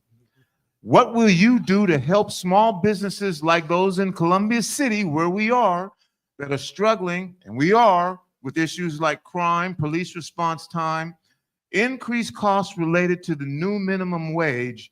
Talked to 3 businesses on Friday when we were passing out this information that said that they may have to close. Excellent. Thank you for repeating the question, Tony. What I would say is once again, my experience comes from something I really do, right? It's not aspirational. I'm a member of the Royal Esquire Club right here in the block up. I go to the executive meetings. Our windows have been broken, so I stand in solidarity with Columbia City businesses because I am one. That's why I raised my hand. It's a members club. So what I would do for our businesses here in Columbia City and beyond is, of course, work with SPD to look at SEPTED and ways that we can improve safety around these facilities. Is it better lighting? Is it more cameras and the like? I'd also work with the Office of Economic Development. We have underutilized programs right now where businesses can take advantage of those. The other thing is I would work with the local businesses collectively, using the groups such as the Chamber of Commerce, right? So we could get really what are the top 10 things, top 5 things. And groups like the Washington Hospitality Association, which I know that many members in the businesses here in Columbia City are a member of that. So that's what I would do in response to that question, Tony. I use the remaining 20 seconds of my time to really talk about my response in standing with the victims in our district when crime has hit home and murder has hit home. I was there at Connor's house, when he was murdered that night before. I stood with his parents and galvanized our community around there. And I organized a rally at Garfield High School when Ahmaud was killed last year. I was there and I brought 500 people out. Time is up. Compassion. Mark, Would you like the question repeated, or are you good? No, I get it. Because we're talking about how the Columbia City businesses are feeling. And I was actually at the Columbia City Business Association meeting this morning, and we talked about the issues that they had. I'm familiar with the Columbia City BIA. I've had conversation with folks from Rainier ABC. We specifically talked, this morning about, officers getting out of the cars and, being in the community more. But we also have to face the reality that we don't have the officers to do that proactive work because our numbers are down. Now, we are bringing more officers in. We are getting more slots in the academy to bring more officers on board. But from the time somebody applies to the time they become a usable officer, it could be up to 2 years. Okay, and that's a reality that we have to acknowledge. What can be done is, as Shukundi mentioned, SEPTED. I've done that with a lot of the businesses in Columbia City. Going and talking to the folks at Molly Moon's about personal safety, talking to the folks at PCC about the robberies that have happened on the Edmond Street corridor and what they can do to better safeguard themselves. 15 seconds. Okay? So it's not just a matter of what we do after the fact. It does get back to what we can do before the fact. What can we do to assist those businesses to prevent them from being victims of crime in the first place? And time is up. Do we have a microphone for that person who was in the back of the room who broke their foot? I have it right here in my hand. Okay. I'm sorry. I did it again, Hong. I am sorry. Wait, man, get my attention, man. You're going to skip me for my favorite question of the night so far because I get to talk about one of my favorite people in the room. You want me to repeat it? Or No, I got it. I got it. And I told you I get to talk about her. And so, my mom it gets me to answer the question of why I'm up here. And, I think about her and she pours so much into our small business. And it's not just a transactional thing for her. It's like our way of life, right? Like it's an extension. It's our hope. It's our dream. And so for us to be able to address this question is amazing because, yes, we deal with crime. Yes, we deal with increased costs and wages. And we want to do the right thing. We want to support the people who work with us. And we want them to be not a Starbucks employee when they can come work with us. But, we need support from the city for that. We do need members of the police force to come and walk in our neighborhoods so that people see that there's safety and accountability. We want to look at things like technology access and training. I'm trying to teach her all the time how to use our POS system. And, it would be great if we can get resources from the city to do that. We want to make it easy for our customers to come to us. That's on the roads, that's the sidewalks, that's transit. And we want them to be able to park and do their business and get on with their day. We want the city to continue investing tools like the TI fund, which we've been able to benefit from. 15 seconds. And we've been able to invest and grow our business. We want something that's crazy and maybe out there, but it's like healthcare. Right? Like we can't compete with Starbucks. If there is some kind of like healthcare marketplace that we as small businesses can join into, we can become competitive. Time is up. Thank you. So now we're going to go to this part of it. I'm just going to ask everyone, please be civil. I think that everyone has been civil up here on this stage and answering the questions. You're going to get like 10 seconds to ask your question.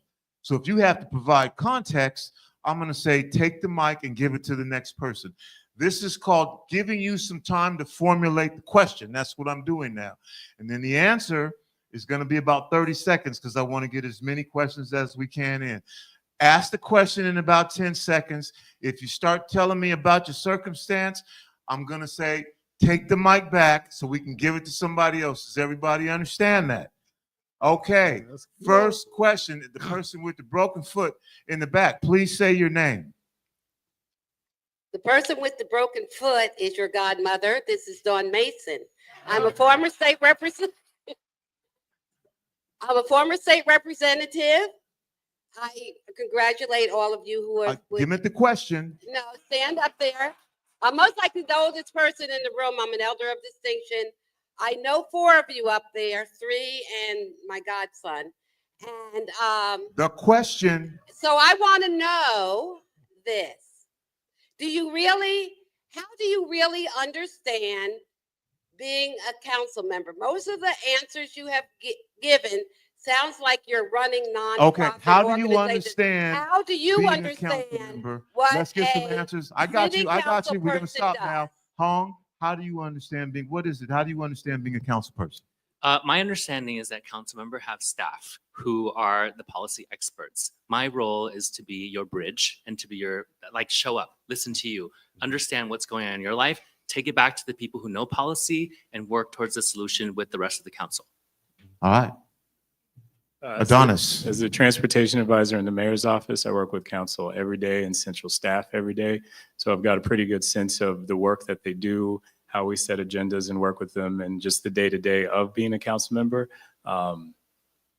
Yeah. All right, and Thaddeus. Yeah, as a land use lawyer, I worked with city council members, not only in Seattle, but across the region, learned about how they address problems, when to use staff, how to get into the public and hear from stakeholders about how to address issues and what's most important. Eddie.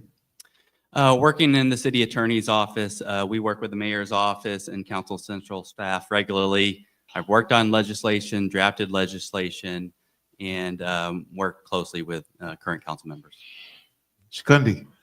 Yeah, I see myself at the intersectionality of policy and government and also community, right? Most certainly we have people in the office who know policy. They're experts, legislators, folks that can help you draft legislation. But my job is to be able to really connect with community 15 and see seconds. when we're going to follow the policy and when we're going to change the policy. Mark. I see the primary job of a city council member is not just legislating, it's listening. It's being a servant to the community. So that's what I see the primary thing is that, yeah, we can do the policy thing, we can do the implementation thing, we can do the problem solving thing, but am I really listening 15 to the seconds. community? Are people being heard? Do people feel that they have been heard and their concerns been addressed? Again, for me, it's about service and being a servant. And time is up. Okay, we're gonna take the next question here. Sorry, Don. Y'all know if I'm really willing to interrupt my godmother, I'm serious about this. It's not personal. Okay.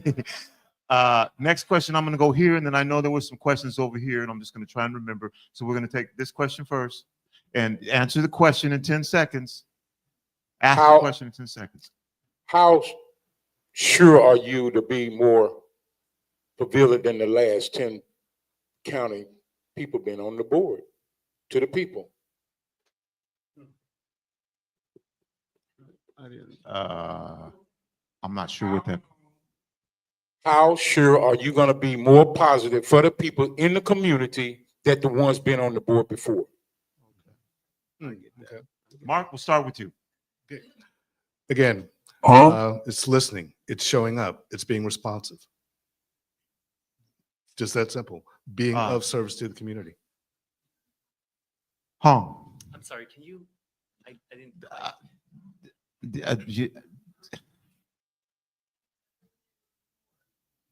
Yeah, what she said. I'll draw from two experiences. One as my experience in life as an immigrant and refugee, and one as a nonprofit person. Like, you cannot make it in this world as an immigrant or a refugee or a nonprofit person without having hope that the world can be better and that you can bring people along to achieve that vision. And that's who I am. Adonis. Yeah.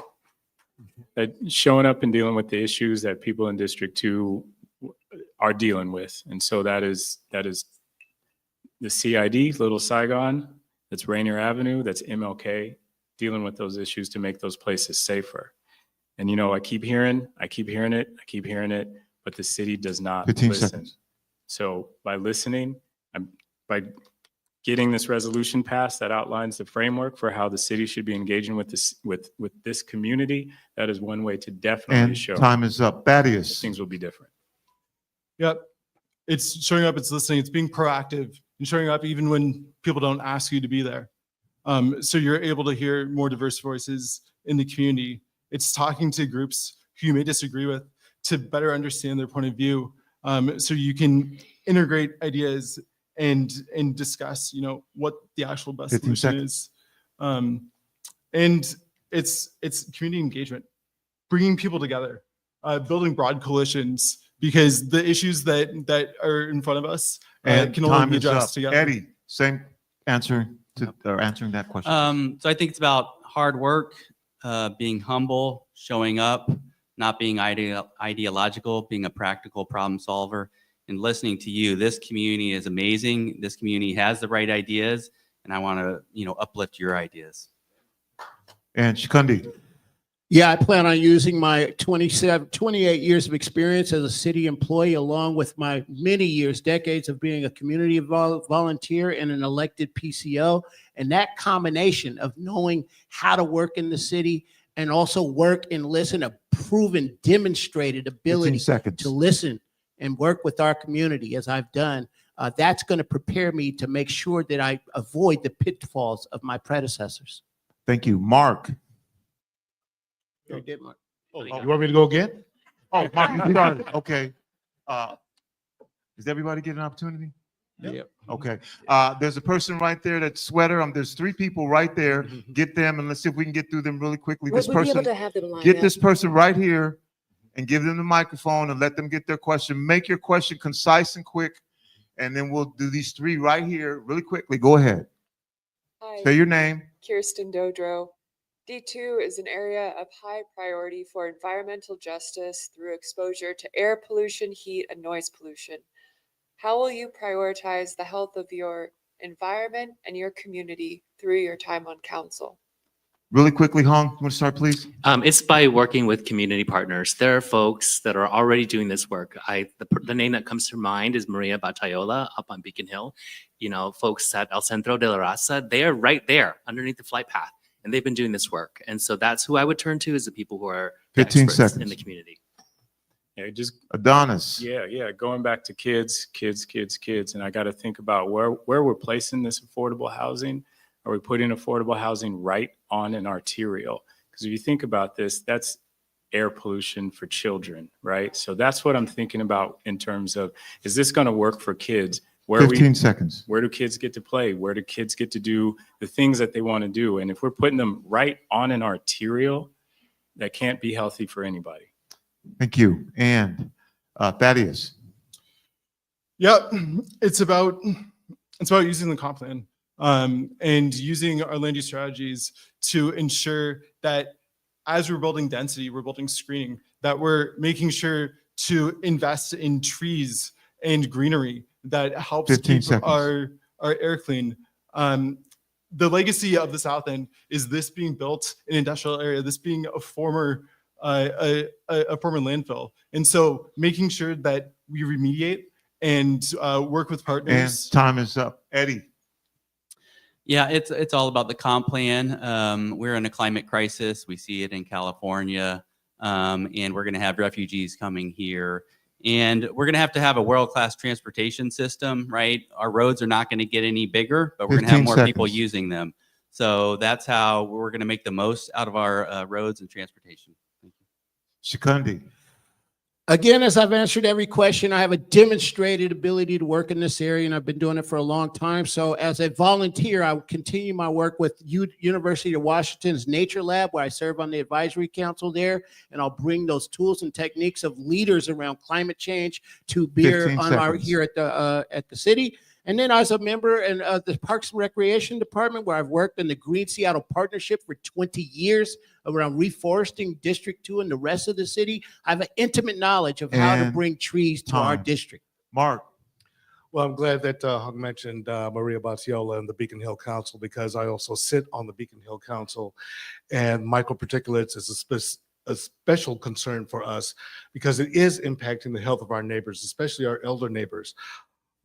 Increasing the tree canopy is one way you can do it. 15 Preserving seconds. open space is another way. The council was just able to get a block dedicated to a park space at 17th and Walker.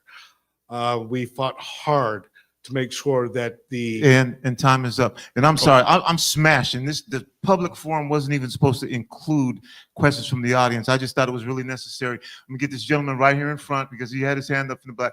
Make your question really quick. Please answer it in about 30 seconds. Say your name first and get your question in. My name is David, and I was wondering, what are or initiative to bring kindness and neighborness to the Columbia City neighborhood? Do you guys have any projects when it Okay, comes that's to? the question. Thank you. What is it? What is the answer to the question? We'll start with you, Adonis. What I've found works in a lot of different neighborhoods is just activating spaces, creating spaces for people to enjoy music, create art, do all the really fun things that people do. And then, you know, working in the DOT, we have a lot of we work with a lot of communities to create these spaces. 15 seconds. Whether that's street eateries or temporary closures of side streets to have bands play, that kind of thing. Just really activating and celebrating the community. And Thaddeus. Yeah, part of it is by leading by example, being kind yourself, engaging with community members, showing up and listening. It's creating third spaces, places for people to connect. It's talking to people in arts and culture, getting more events where people can listen to music. This is the stage with Jimi Hendrix and Quincy Jones. Let's have more of that. Seattle has a rich arts history. Let's capitalize on it. Thank you, Eddie. Yes, I agree. We need more arts. One other thing I'd like to do is just to lead by example. You know, we are in such a divisive time, and it's only going to get worse with what's happening at the feds, right? So what we can do is come together as a community to support one another and to not be ideological, to meet people where we're at, to not take things personally, and to really lean in and listen to these hard conversations. Shikundi. Thank you, Tony. So yeah, if once I would be a council member, the projects, he asked specifically about projects that I'm working on. I had an amazing night out with my neighbors on my block, right? And I want to bring that back in where it's not just a SPD thing, it's a city thing. I want to get neighbors involved in the One Seattle community service projects that we did, right? I was out there. I've been there every year doing those. The other thing, on a personal level, I've been leading health walks at Seward Park as a volunteer, once again. And then I would bring back community meetings, having routine community meetings right here in Columbia City. Mark. So the question was, you know, what are my ideas to bring kindness to Columbia City? This is counting into your time to answer the question. Okay. 15 seconds. I would be asking you that.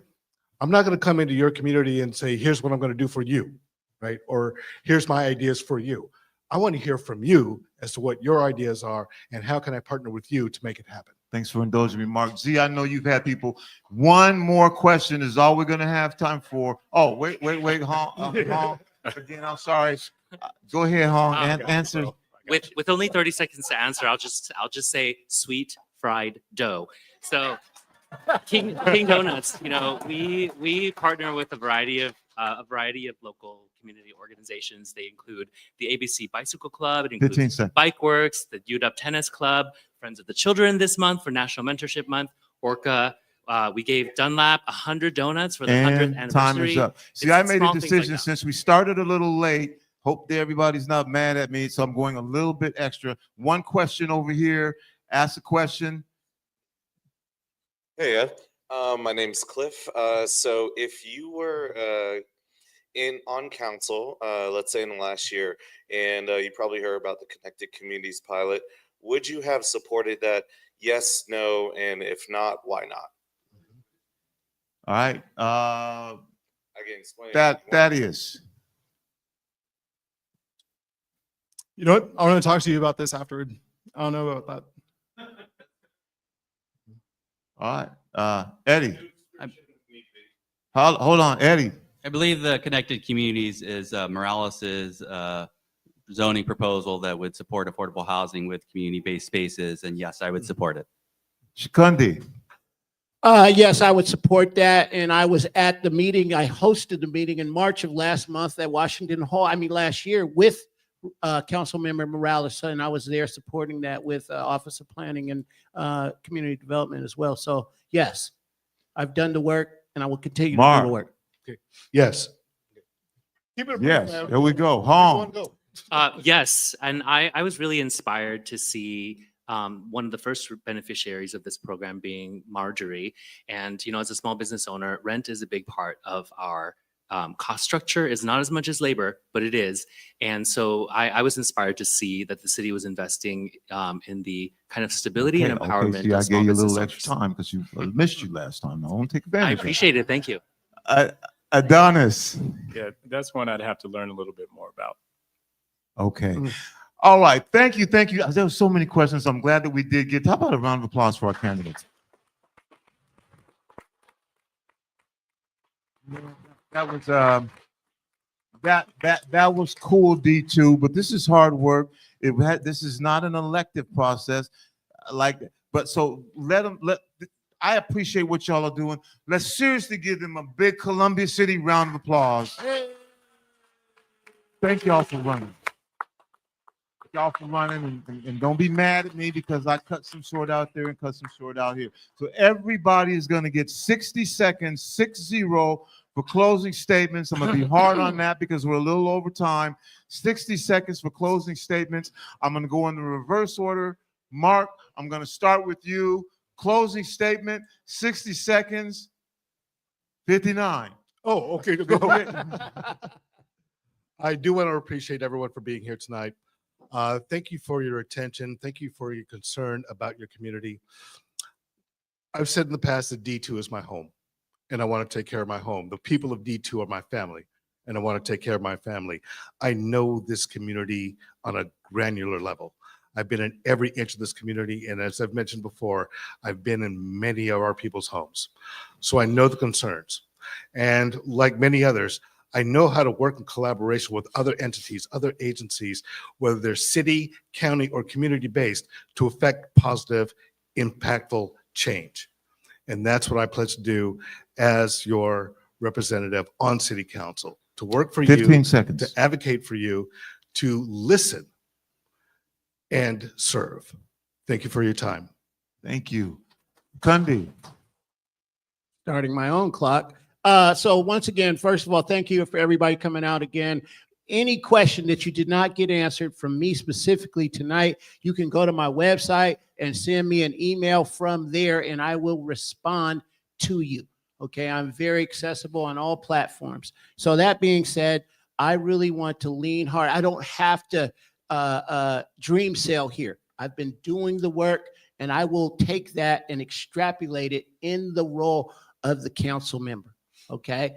And so my work and everything, it really speaks for itself, but I'm happy to speak for myself right now. So I have about 20 seconds left.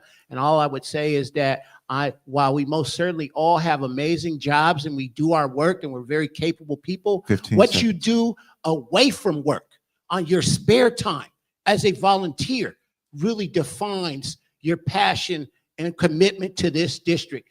And mine speaks for itself. I'm everywhere. Time is up. Thank you, Shikundi. Eddie. Yeah. 60 seconds. All right. Thank you, everybody, for being here. It really warms my heart to hear everybody else speaking about D2. It's my home, it's your home, and it's worth protecting.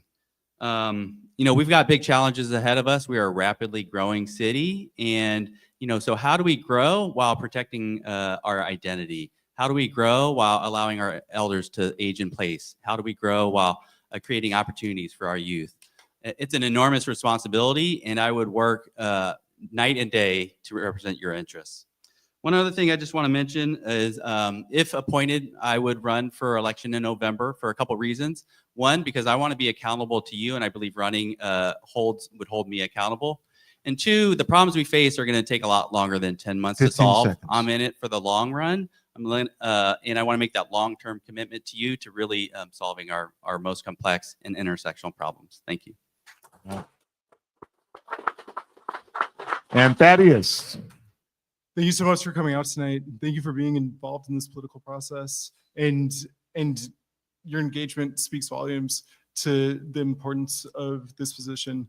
Right now, City Council is facing a comprehensive plan that presents its challenges and opportunities to drastically change Seattle, to create affordable housing, to help house our unhoused community members, to help allow teachers, EMTs, firefighters, baristas, everyone from all walks of life, a chance to live in Seattle. I have too many friends who have left brilliant people who would help this city be a better place, who leave because they can't afford it. 15 seconds. I want to work together, build broad coalitions. I learned from Roberto Maestros as a young kid about the power of bringing people together and just discussing, talking about how to make Seattle a better place. And time is up. Thank you. Thank you. Adonis, 60 seconds. I'm just humble and grateful to be sitting on this stage with my family here. Grew up on Beacon Hill over there, rode my little skateboard around the neighborhood, met my wife at Mercer Middle School. And to just, I played golf at Jefferson Park. I was a ball boy for the Seattle Supersonics for a couple of years and went to the UW and worked at the city and have done a lot of great things at the city. A lot of the projects you see around here are projects that I was a part of getting built.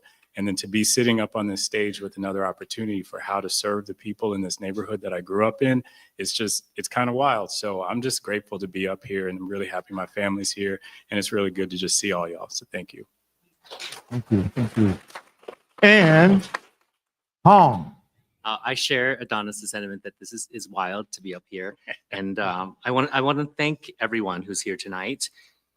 People who are tuning in on live stream, people who are watching the recording a little bit later. It's really, really, really important that we take the time to be informed and engaged. And so I thank my mother, who's over there, my husband, who's over there, my friend Jeffrey, Andrea, her husband Daryl, Jeff, other folks I see in the crowd. Thank you so much for being here and just a friendly face. And I'm really excited for this opportunity to bring my experience my lived experience as an immigrant, as an Asian American, as a small business owner, as a nonprofit human service worker, and the service that I've given to the community and the relationships that I have in the community to help solve our problems together. 15 seconds. As a longtime volunteer in the CID, Little Saigon, I understand you got to show up not just as your day job. Thank you, City Club, Tony B, for hosting this event. Kudos to my fellow candidates for your desire to serve. And finally, thank you to everyone who's reached out to me personally just to say, go Hong. There we go. All right. Thank you. Thank you. And thank you to you. Give yourselves a round of applause for showing up and showing out tonight. This is what it's all about, having you here. Really appreciate it. Whatever you need to do, if you like a candidate, call your city council people right now and say, hey, I like this one, and this is what I believe should happen. Make your voice heard.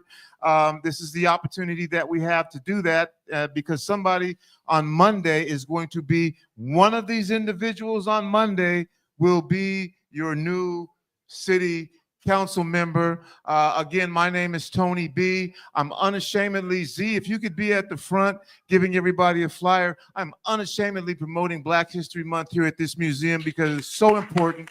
And if you don't understand the context of who we were, it's damn near impossible to understand why we are where we are now. So come here from the voices, the people, the organizations, the institutions who created the history that you can't find anywhere. It'll be here in about 14 installations starting on February 1st. You can go to calltoconscience.world. Thank you. That's it. That's all the time that I have. That's going to do it for the kid. It's me, Tony B, saying, remember, whether you believe you can or whether you believe you cannot, you're probably right. I'm out. Peace.